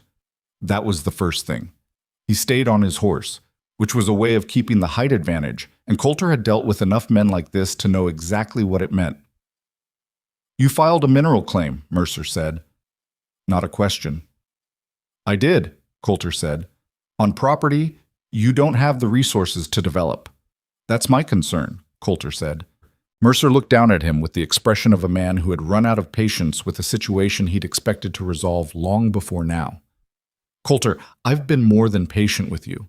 I've offered you fair value for the Eastern Quarter 4 times. I've tried to work with you. And now you've gone to Pruitt with some doctored account records and a paid assessment, and I want you to understand that it's not going to go the way you think it's going to go." "The records aren't doctored," Coulter said. "You know that." "What I know is that a woman you've known for 4 months has convinced you to make enemies you can't afford." Mercer's voice was controlled, but there was something underneath it, a tightness that hadn't been there in November. "Whatever she's told you about that ridge—" "She didn't tell me anything about the ridge," Coulter said. "She walked up a creek and looked at rocks. That's all she did. And it turns out the rocks were worth looking at." "You have no idea what you're getting into with a mining operation," Mercer said. The costs, the liability, the complications. I'm learning, Coulter said. Mercer looked at him for a long moment. Then he looked at the house, where Evelyn had appeared in the doorway. Not advancing toward them, just standing there, arms folded, watching. Something crossed Mercer's face when he looked at her, something that was past calculation now and into something less controlled. "This isn't finished," Mercer said. "No," Coulter agreed. "It isn't." Mercer turned his horse and rode out with his men behind him, and Coulter stood in the yard and watched them go and felt the cold March air on his face and the particular steadiness that comes from having said what needed to be said without flinching from it. Evelyn came out of the house when Mercer was out of sight. She stood beside Coulter and looked at the empty road. "He's going to move faster now," she said. "Yes." "What does that look like?" "He'll go to the people in town who listen to him," Coulter said. "He'll say the mineral claim is fraudulent, or the assessment is bought, or that we're bringing outside interests in who'll damage the community. He'll make it a story about the town versus us, because that's the story that's easiest for people to believe." "And our allies?" Coulter thought about it honestly. "Harlan Dodd won't show his face publicly. He's too scared. Calloway's in Ridgeline. Otis is Otis, which is worth more than it sounds, but he's not a public voice." He paused. "Prewitt is the strongest card we have, and Prewitt is 60 miles away." Evelyn was quiet for a moment. "Then we need to be our own public voice," she said. "We can't wait for Prewitt's process to work through the system while Mercer does damage here." "What are you thinking?" "I'm thinking we talk to people ourselves," she said. "Not defensively. Not in response to what Mercer says. Before he says it, if we can, we go to the people who haven't decided yet, and we tell them what we found and what we filed and why, and we let them make up their own minds." He looked at her. That's not how I've operated here." "I know," she said. "How has operating quietly worked out so far?" He had no good answer for that. The first person Evelyn went to see was Jonas Weaver at the general store. She went alone on a Thursday morning, and she sat across from Jonas at the small table he kept in the back of the store for doing his accounts. And she laid out the situation plainly. The mineral assessment, the claim filing, the ledger documentation, what Prewitt was doing with it. She didn't ask for Jonas's support, and she didn't apologize for any of it. She just told him what had happened and what was likely to happen next. Jonas listened to all of it without speaking. He was a careful man, Jonas. Not particularly brave, but not dishonest either, and he had the shopkeeper's instinct for knowing which way a thing was going to go before it got there. When she finished, he said, "Mercer's already been in." "I assumed," she said. "He said the assessment was paid for," Jonas said, "that you'd found some man who'd sign anything for the right fee." "Aldrich & Sons have been operating in Copperhead Springs for 20 years, she said. "Their reputation is what their business runs on." Prewitt accepted the assessment without question. Jonas looked at his hands on the table. "Mercer also said that whatever comes out of a mining operation on your land is going to bring in outside men, outside money, and that the town won't see any of it." "That's his concern about it?" "It's what he told people," Jonas said carefully. "Whether it's his concern or just what he told people." He shrugged. Evelyn thought about that for a moment. "If the operation succeeds," she said, "it needs supplies, equipment, labor, eventually. Some of that comes from outside, yes, but some of it comes from here, from the businesses and the people who are already in this county. That's how it works." She paused. Wade Mercer didn't make that argument when he was buying up Pete Calloway's land for 60 cents on the dollar. The difference is whose interests are being served. Jonas was quiet for a long moment. "I'm not going to tell Mercer you came by," he said. "I didn't ask you not to," she said. "No," he said, "but I'm telling you anyway." She left Weaver's store and went to 2 more businesses that same Thursday. The hardware store, where she spoke briefly with the owner, a man named Ferris, who had always been politely neutral in the way that small business owners were neutral about everything that didn't directly affect their inventory, and then the land office of the county surveyor's local deputy, where she filed a supplementary property description that added the ridge formation to the ranch's officially mapped boundaries. It was not heroic. It was not dramatic. It was the slow, somewhat grinding work of building a record and having conversations and making sure that when Mercer's version of events spread through the town, there were enough people who had heard another version that the ground wasn't entirely his. Coulter, meanwhile, had his own conversations, harder ones, the kind that required him to do what he'd spent 10 years avoiding, which was to be direct with people he'd known a long time about, things he'd been quiet about.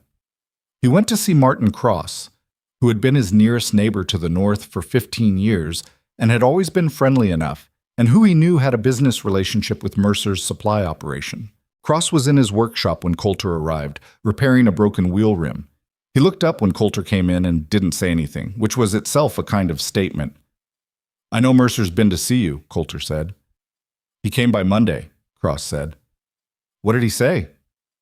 "That you'd been making accusations against his business with falsified records and that he expected his neighbors to know where they stood." Cross set down the wheel. "His words. The records aren't falsified," Coulter said. "I have 3 years of my own ledgers showing systematic overcharging from his supply operation. I have a formal statement from Pete Calloway, who had the same experience until he sold out to Mercer at a loss.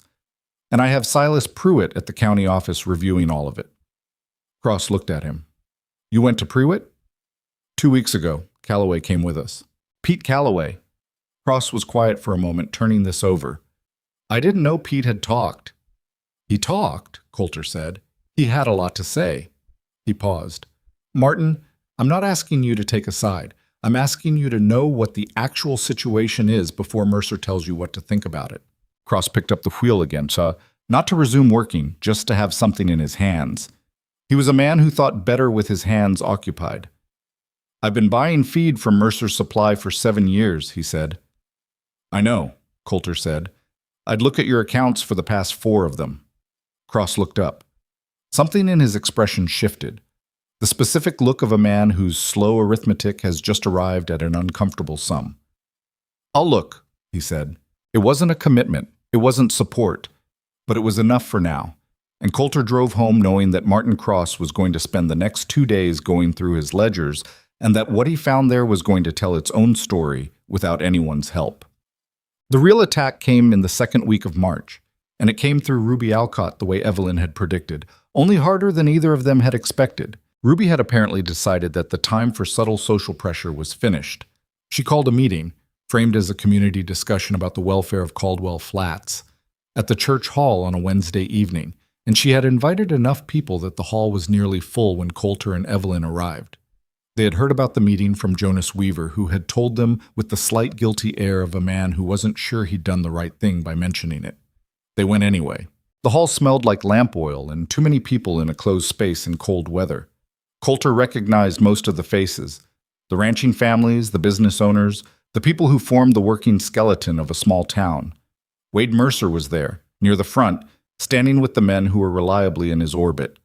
He looked at Coulter when they came in with an expression that was, for the first time, openly hostile. Ruby stood at the front of the room with the energy of a woman who had been building toward this moment for months. She waited until the room settled, and then she began. What she said was organized, and it was pointed, and it hit all the notes that Mercer had apparently prepared for her.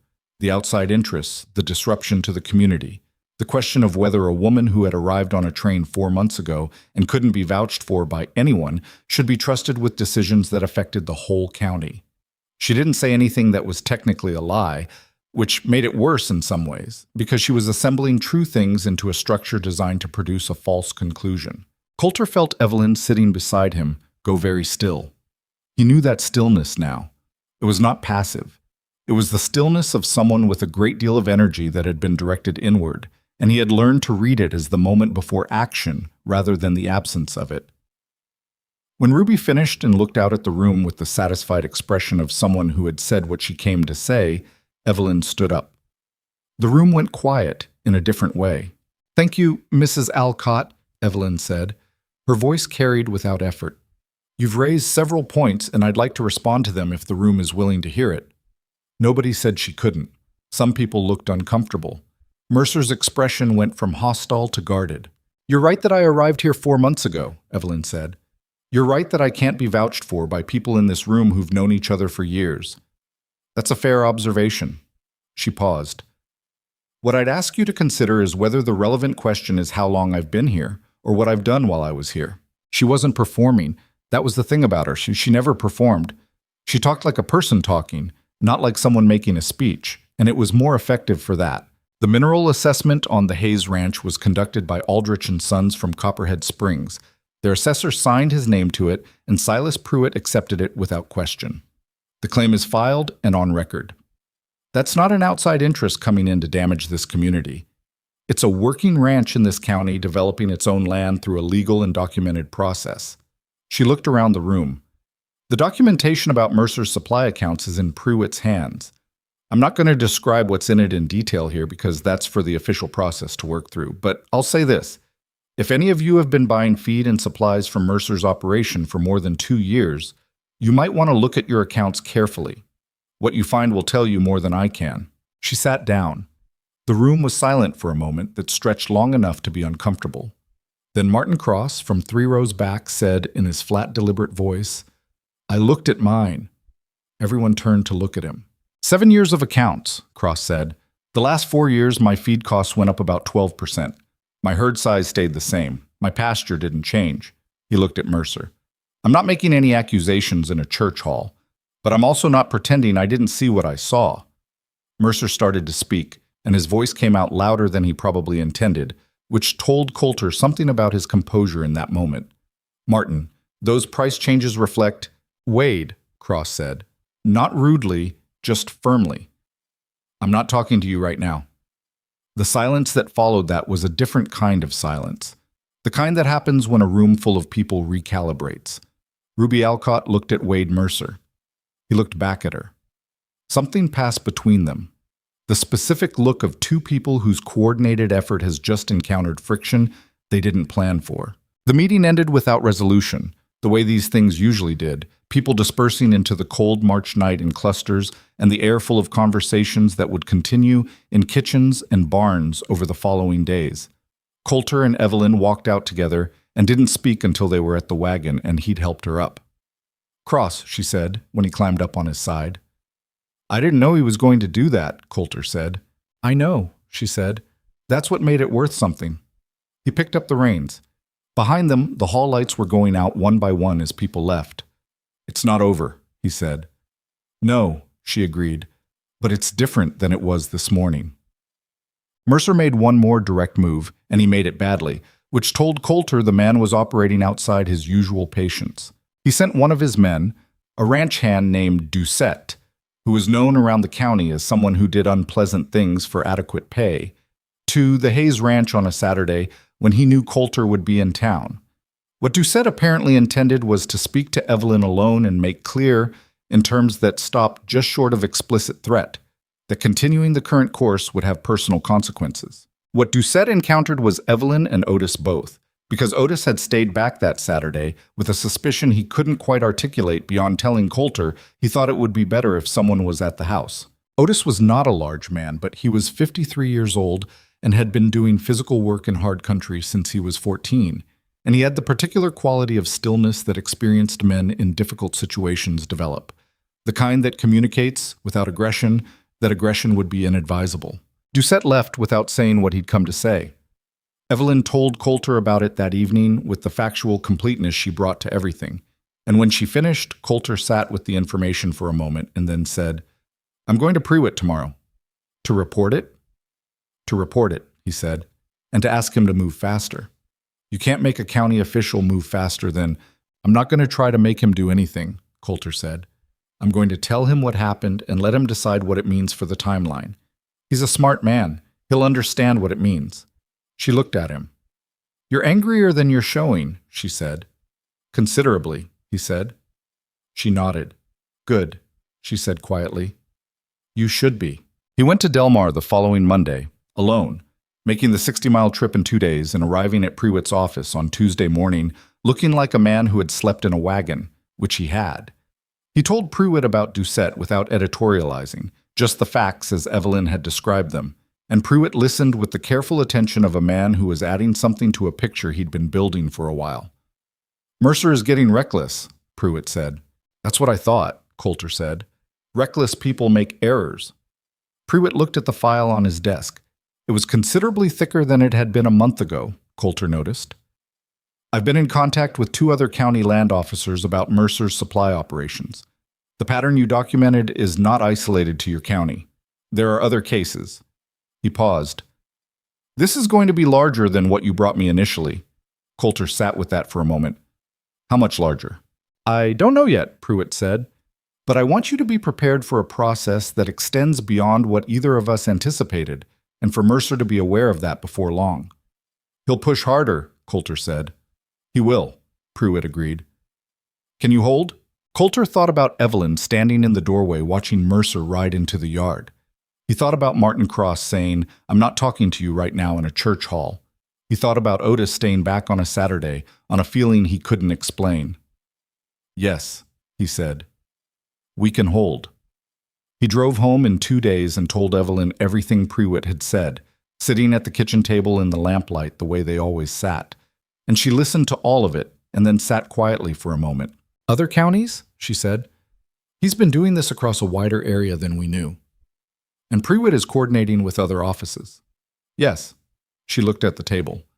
Then it's going to take longer, but it's going to be more complete when it's done, she said. Mercer won't just lose the supply accounts. He'll lose the credibility that makes those accounts possible. That's what I understood Pruitt to be saying, Coulter said. She nodded slowly. And in the meantime, we keep working the claim, she said. We move forward on the mining operation regardless of what Mercer does, because the claim is on record and legally protected, and that's what matters. I've been thinking about partnership investors, Coulter said, for the development costs. Prescott gave me 2 names, legitimate operations out of the mining country who do partnership arrangements on assessed claims. Not Mercer's people, Evelyn said immediately. Not his people, Coulter said. Men Prescott has worked with. He vouched for them specifically. She looked at him. You trust Prescott's judgment.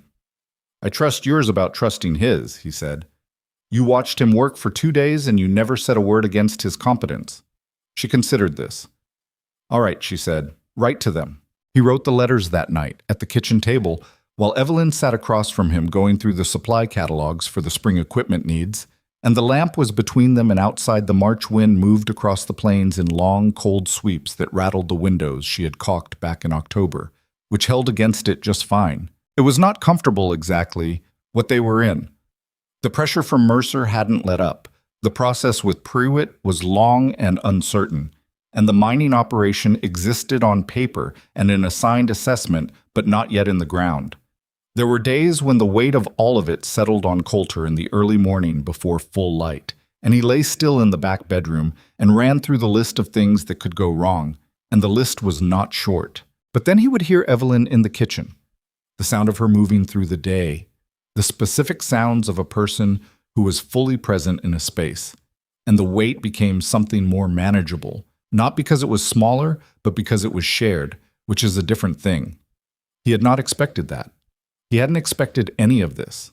But the thing about life, as best as he'd been able to work out in 41 years of living it, was that the things you don't expect are usually the only ones worth having. The 2 men Prescott vouched for were named Garfield and Tate, partners in a development operation out of Copperhead Springs, who had been working mineral claims in the territory for 14 years without the kind of reputation that followed men who cut corners. They arrived at the Hayes Ranch on a Thursday in late April, when the spring had finally come in properly, and the grass along Harker's Creek was green in a way that made the whole property look like a different place than it had been in January.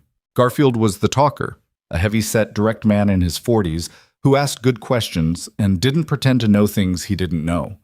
Tate was quieter, the technical one, and he spent most of the first day on the ridge with Prescott's assessment in his hand, checking the formation against the written findings with the methodical attention of someone who trusted nothing he hadn't verified himself. Evelyn watched both of them carefully and said nothing disparaging and nothing approving until the first evening, when Garfield had laid out their standard partnership terms at the kitchen table, and Coulter had listened through all of it and looked at her.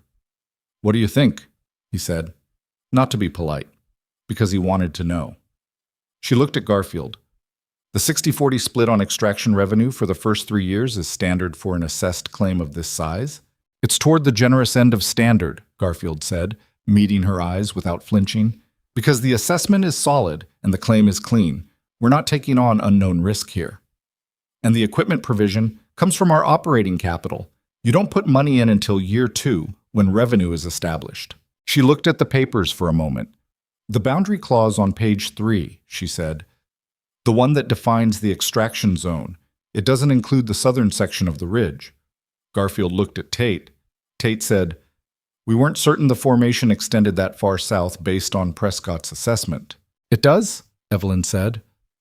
"I walked it in January and again last week. The formation runs another quarter-mile south of where Prescott's boundary sits. If you're drawing up a partnership agreement, the boundary should reflect the actual geology, not the initial assessment limit." Both men looked at her. Then Tate pulled out Prescott's assessment and turned to the map section and studied it. After a moment, he said, "She's right. The boundary line on here is conservative. We defaulted to what was explicitly confirmed rather than what the formation pattern suggests." Garfield looked at Evelyn with an expression that was reassessing something. "If we extend the boundary to include the southern section, the revenue projections change." "I know," she said. "That's why I mentioned it." Garfield looked at Coulter. Coulter said nothing, because there was nothing to add.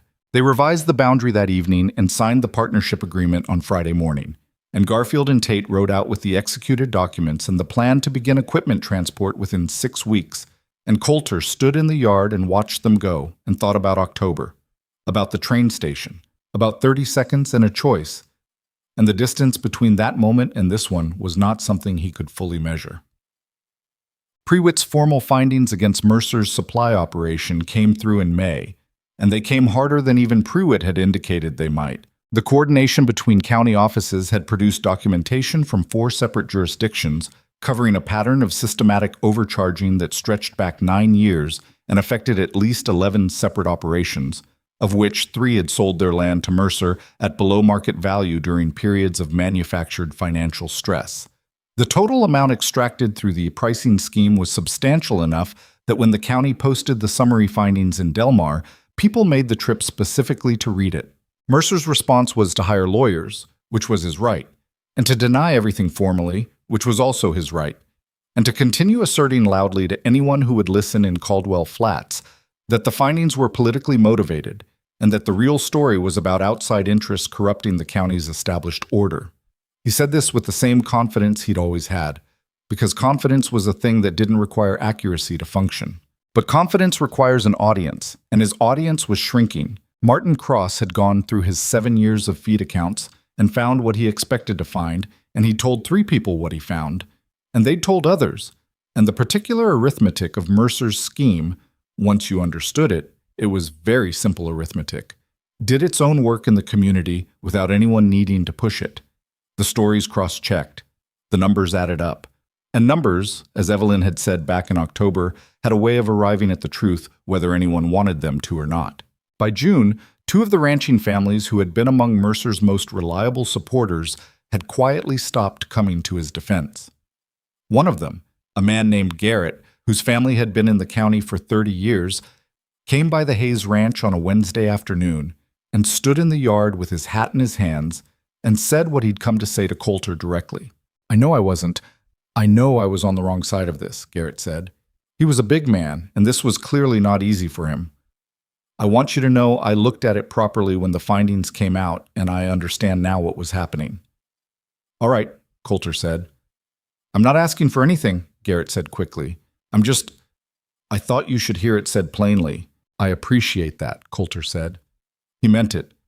Garrett had the look of a man who had argued with himself for a while before making this trip, and that kind of argument took something out of a person. "You're Miss Hart," Garrett said.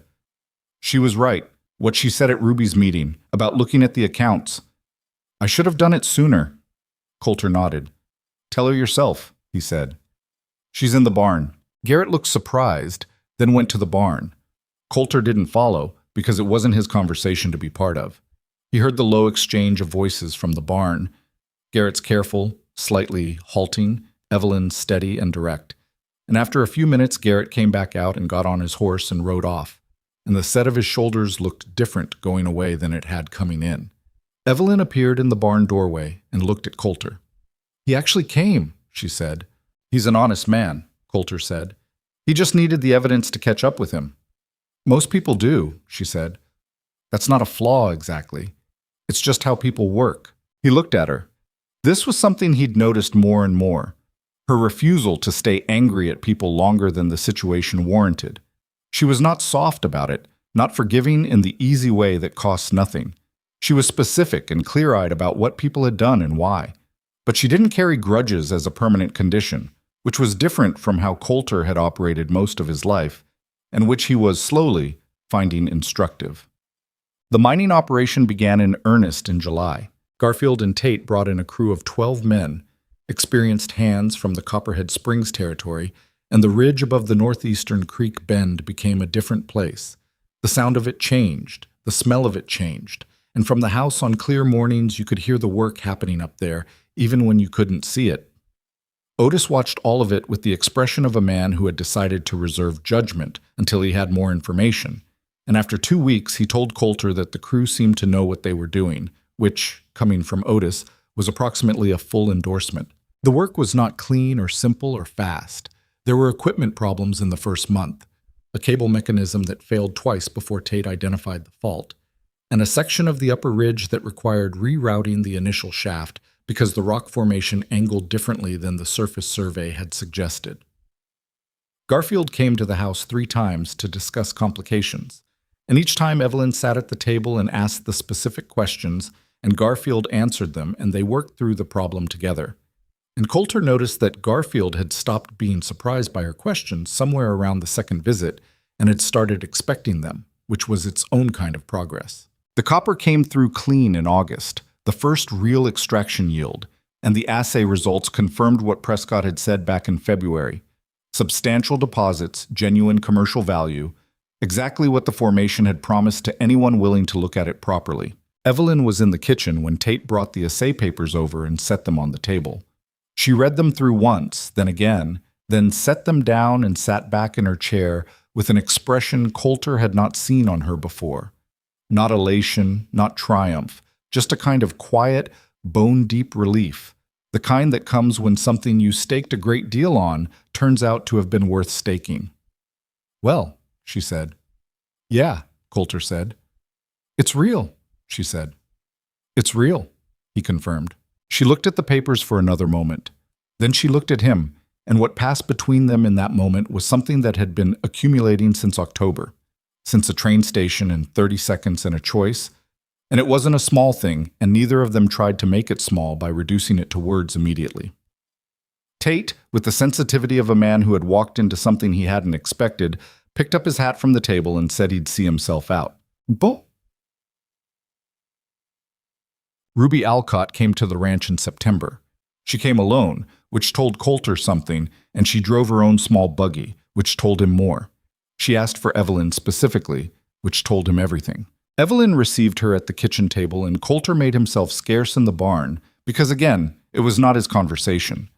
He found reasons to work near enough to the house that he could have been back quickly if needed, but far enough that the 2 women had genuine privacy. And he occupied himself with the harness repair that had been waiting for 2 weeks while he listened to the particular silence of the yard. He never found out exactly what was said. Evelyn told him only that Ruby had come to acknowledge that certain things she'd said had been influenced by sources. She should have questioned more carefully, and that the acknowledgement had been uncomfortable for both of them, and had not resolved into warmth or friendship, but had resolved into something more honest than what existed before, which was probably the most realistic outcome available. "She's not a bad person," Evelyn said that evening. "She did bad things," Coulter said. "People do bad things for reasons," Evelyn said. "Mercer gave her a role and she took it without looking hard enough at what the role actually was. That's a failure of judgment, not character." "Is there a difference?" "I think so," she said. "I failed in my judgment about Theodore Marsh. I don't think that makes me a bad person." He looked at her across the table. "No," he said. "It doesn't." She looked back at him steadily. "Neither does it make Ruby Alcott one," she said. "It just makes her someone who has to live with having been wrong publicly, which is its own kind of punishment." He thought about that. "You're more generous than I am," he said. "I've had more practice needing generosity extended to me," she said, simply and without self-pity. "It changes how you think about extending it to others." Mercer's legal challenges to the supply operation findings were rejected in October, 1 year, almost to the day, from when Evelyn had stepped off the noon train at Caldwell Flat Station. The county formal ruling required repayment of documented overcharges to 11 affected operations, with penalties that made the total amount significant enough to genuinely damage his financial position. 3 of those operations were in Caldwell Flats County, and the repayment checks arrived before Thanksgiving, which was a particular kind of timing that nobody commented on publicly, but everyone noted privately. He didn't leave the county. Coulter had half expected him to, but Mercer was too rooted in this ground to uproot himself, and too proud to let the leaving look like retreat. He contracted, pulled his operations inward, stopped attending public meetings. The social authority he'd built over 30 years, the particular influence that comes from being the person others defer to, that didn't disappear overnight, and probably never disappeared entirely. But it no longer had the weight it once had, because the foundation it was built on had been publicly examined and found wanting. What happened to a man like that was quieter and more lasting than any single dramatic reversal. He simply became less influential, less present, less able to define the terms of how things worked in the county. It happened gradually, the way his supply pricing had happened gradually, and it was no less complete for that. The house got rebuilt in stages through the fall and into the following winter, not all at once. They didn't have the money or the labor for all at once. And Evelyn had said from the beginning that she didn't trust complete transformations anyway, that things rebuilt in stages tend to hold better because each part has time to settle before the next part goes up. So they did it that way, starting with the porch boards that had needed replacing since before she arrived, then the south wall windows that she'd caulked the previous October and that now got properly reframed, then the kitchen, which received new shelving and a proper work counter that didn't tilt 3 degrees to the left the way the old one had. Otis helped where he could and declined to offer opinions he wasn't asked for, which was consistent with everything else about him. He did say, when the kitchen was finished, that it was a considerable improvement, and from Otis that was indistinguishable from a standing ovation. The cattle herd grew. Not dramatically, they were deliberate about it, adding animals when the grazing and the finances both supported it, not before. By the following spring, the herd was at 320, and the partnership revenue from the mining operation had stabilized at a level that made the difference between a ranch that was always one bad winter from crisis and a ranch that had actual ground under it. The difference between those two things was not only financial, it was the difference between operating from fear and operating from something closer to confidence. And confidence in the management of land and animals is not a luxury. It changes every decision you make. Coulter noticed this in himself and wasn't entirely comfortable noticing it. He'd spent enough years in the lean-running, cautious mode that the adjustment felt foreign sometimes, like wearing clothes that fit better than what he was used to and being aware of it. He mentioned this to Evelyn one evening in November, the 2nd November, and she said, "That's not comfort making you soft. That's fear leaving. They feel similar from the inside." He thought about that for a long time. They were married in December, in the second winter. Not at the church. Evelyn had suggested the ranch itself, which Coulter had agreed to immediately because it was the right answer, and he knew it without having to think about it long. They had a judge come out from Delmar, a woman named Harlan, who was the associate circuit judge and who had been recommended by Prewitt as someone who conducted civil ceremonies without unnecessary elaboration, which was exactly what they wanted. It was a small gathering. Otis stood beside Coulter. Harlan Dodd came, which surprised Coulter and moved him more than he let show. Garfield and Tate sent a letter that arrived the day before, which was the right gesture from men who understood the occasion without needing to be part of it. Jonas Weaver and his wife came. Martin Cross came. Garrett came and brought his wife, who shook Evelyn's hand with the specific warmth of a woman who had watched her husband come back from a difficult conversation a few months earlier and had understood something from the way he carried himself afterward. The ceremony was short. Judge Harlan read the necessary language in a brisk, genuine way, and they said what needed to be said, and it was done. What Coulter remembered afterward, not the words, which were simple, but the moment just after, when he looked at Evelyn and she looked back at him in the cold December air with the ranch behind them and the creek audible somewhere in the distance and the particular quality of winter light on everything, was that she looked like herself, not transformed, not softened or elevated by the occasion into something she wasn't. Just herself, plain and steady and more than enough, and looking at him with the same direct gray eyes that had met his on the platform at Caldwell Flats Station 14 months ago, in front of a crowd that was laughing and had not flinched. He had not understood standing at that train station what he was doing. He'd understood it as an act of basic decency. You don't walk away from a person because a crowd is laughing, that's all. You just don't do that. And he hadn't looked past the immediate moment to what it meant. He understood it now. Boss, 3 years after Evelyn Hart stepped off the noon train at Caldwell Flats, the Hayes Ranch employed 4 people regularly and another 6 seasonally through the mining operation. The partnership with Garfield and Tate had been renegotiated in the second year on terms more favorable to the ranch, because by then the risk profile had changed, and Evelyn had sat across from Garfield and explained in detail why the revised terms were appropriate, and Garfield had listened and agreed because she was right, and he knew it. The eastern quarter, the parcel Mercer had spent years trying to acquire, remained part of the ranch and was the source of everything that had changed. The creek still ran year-round through it, as it always had, and the limestone ridge above the northeastern bend was a working operation that bore no resemblance to the rough cedar scrub Coulter had barely visited in a decade of owning the land. One afternoon in the third year, Coulter and Evelyn rode up to the ridge together, which they did occasionally, not to inspect the operation, but just to look at it, at what had been there all along waiting for someone to pay attention. The crew was working the lower shaft, and the sound of it carried in the clear fall air. "I've been thinking about something," Evelyn said. "Tell me." "Calloway's situation," she said. "He's still in Ridgeline. The repayment for Mercer's findings would have covered some of what he lost on the sale, but not all. He's not going to get his land back." "No," Coulter said. "Mercer still owns it. He could be offered work," Evelyn said. "If we expand the operation the way Garfield is suggesting, we need someone with ranching experience who can manage the cattle side while the mining side grows. Calloway spent 20 years in this county. He knows the land and the market." Coulter looked at her. "You've been thinking about this for a while." "Since August," she said. "Why didn't you say so sooner? I wanted to know if the expansion numbers were real before I offered a man a job that might not materialize." She looked at the ridge. "They're real." He thought about Pete Calloway and the boarding house in Ridgeline, with what remained of 60 cents on the dollar and 18 months of anger, and underneath it, the particular grief of a man who had lost the work that defined him. "I'll write to him this week," Coulter said. She nodded. That was all. He looked at her profile against the fall sky. The plain, unadorned face that he had come to know so thoroughly that he sometimes caught himself trying to remember what the world had looked like when he didn't know it. It was strange, the things that turned out to matter. He'd spent 10 years on this land and not seen what was under the ridge.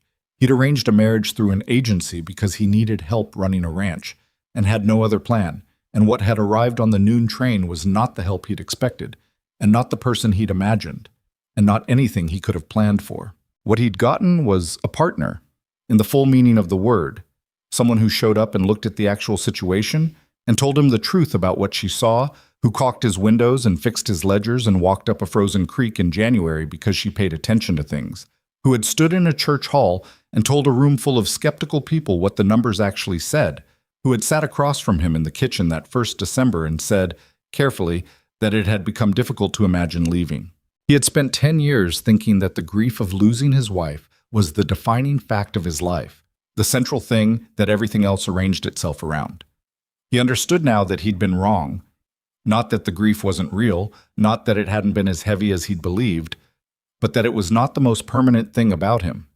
What was permanent was something else, something that had been there before and had still been there through all of it, waiting, which was the capacity to be fully present in his own life when someone made it possible to be. Evelyn had made it possible, not by replacing what was lost, nothing does that, but by being something genuinely new, something that asked him to be present in a different way and gave him reason to do it. He hadn't expected to learn that at 41. Maybe that was the point. Maybe the things that actually change you don't arrive when you're ready for them. They arrive when they arrive, wearing traveling clothes and dusty shoes, and you either meet them honestly or you don't. Chape. The town of Caldwell Flats changed in the way that small towns change, slowly, and not completely, and not always in straight lines. There were people who never fully revised their initial opinions, which was the honest truth of it, and Evelyn had stopped expecting complete revisions years ago. What she'd learned from the schoolroom and from Harrisburg and from her own experience of being wrong about Theodore Marsh was that most people were doing the best they could with what they understood, and what they understood was shaped by what they'd been told and who they'd trusted and what their lives had required of them so far. That didn't make every choice forgivable. It didn't erase the things that had been done, but it kept her from spending her energy on a bitterness that would have cost her more than it cost anyone else, and she had too much work to do for that kind of expense. What she had built here, with this man, on this land, through this particular sequence of choices and risks and cold morning difficulties, was not a story she could have written in advance. It was stranger and harder and more specific than any story she could have imagined for herself standing on a platform in St. Louis with a train ticket in her hand and a reasonable expectation of a manageable transaction. It was better, too. Not in the easy sense. It had not been easy, was not easy, would probably never be entirely easy because the land and the work and the people were all genuinely difficult in ways that didn't resolve neatly, but in the sense of being real, in the sense of having been built from actual things, actual labor, actual honesty, actual trust extended toward someone before you knew for certain they deserved it. That last part was the one she came back to when she thought about what this had required from both of them. Coulter had trusted her, had acted on that trust publicly, in front of his whole community, before she'd had a single opportunity to prove anything. He'd extended a courtesy that cost him something real for a stranger, on no basis other than a refusal to let a crowd's judgment substitute for his own. She'd spent a long time in her life waiting to trust and being wrong anyway. He'd trusted immediately and been right. She wasn't sure what that said about the calculation, only that the calculation was more complicated than she'd previously believed. One evening in the 4th year, sitting on the rebuilt porch in the last of the summer light, with the sound of the creek in the distance and the ridge above it, dark against the sky, Coulter said, "Do you ever think about where you'd be if you'd taken a different posting?" "Sometimes," she said. "What do you think?" She considered it genuinely. "Somewhere manageable," she said. "Something I could see the edges of." She looked at the ridge. "Not this." "Is that a bad thing?" "No," she said, "but it would have been smaller." She paused. "I spent so much of my life trying to make things manageable that I stopped noticing how much I was trading away for the manageability." "What were you trading?" he said. "This," she said simply. "The kind of thing where you don't know how it's going to go." He was quiet for a moment, looking at the same ridge. "I sent that agency letter," he said, "because I'd run out of better ideas. It was a practical decision. I want you to know I knew how it looked." "It looked exactly like what it was," she said. "A man who needed help and was honest about it." She looked at him. "That's not nothing, Coulter. Plenty of people need help and can't admit it." 10 years of practice," he said. "Not being able to admit it?" "Being the kind of person who didn't know how," he said.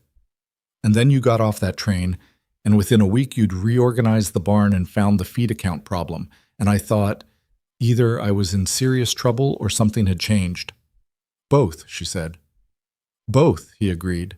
They sat on the porch while the summer light went out, and the first stars came through, and the sound of the creek continued its steady account of the land it ran through, the land they were sitting on, the land that had been waiting under the ridge for anyone willing to walk up to it and look. The town that had laughed at Evelyn Hart's shoes on the platform had, over 4 years, quietly rearranged its understanding of the Hayes Ranch and the people who ran it. It had not done this gracefully or all at once. It had done it the way communities acknowledged they were wrong, gradually, partially, with individual exceptions who never came around at all. But the general drift of it was clear enough that even the holdouts had stopped saying certain things out loud, which was the nearest equivalent available. The ranch was pointed to now. When people talked about what was possible in the county as an example of something, people used different words for what it was an example of, but the pointing was consistent. Evelyn thought this was slightly absurd, since what they'd done was work very hard for 4 years on a thing that nearly failed twice, and succeeded largely because she'd walked up a creek in January and paid attention to the rocks. But she understood that people needed examples the way they needed stories, as a shape to put around what they wanted to believe was possible. If that was what they needed from the Hayes Ranch, she could live with that. She lived with it on this porch, In this particular darkness, beside this man who had met her on a platform in front of a laughing crowd and picked up her bag and said, "You hungry?" and had not looked back from that moment, not once, through everything that followed. There are people who change your life by arriving at the right moment. There are people who change it by refusing to walk away at the wrong one. Evelyn had not known the difference between those two things until she found herself on the receiving end of the second one, and she had understood it fully only by watching how Coulter lived, by the daily evidence of a man who had decided, without drama, that she was worth standing next to, and had simply kept on deciding it every day since. That was not a small thing. That was in fact everything. The summer night settled around them, warm and ordinary and completely theirs, and somewhere up on the ridge the last of the day crew was heading down the path toward the road, their voices carrying briefly and then fading, and the creek ran in the dark the way it had always run, year-round, through the land that had been here before either of them and would be here long after, carrying whatever it carried, knowing whatever it knew, indifferent to all the human fear and judgment and love that had played out on its banks. It just kept running. So did they.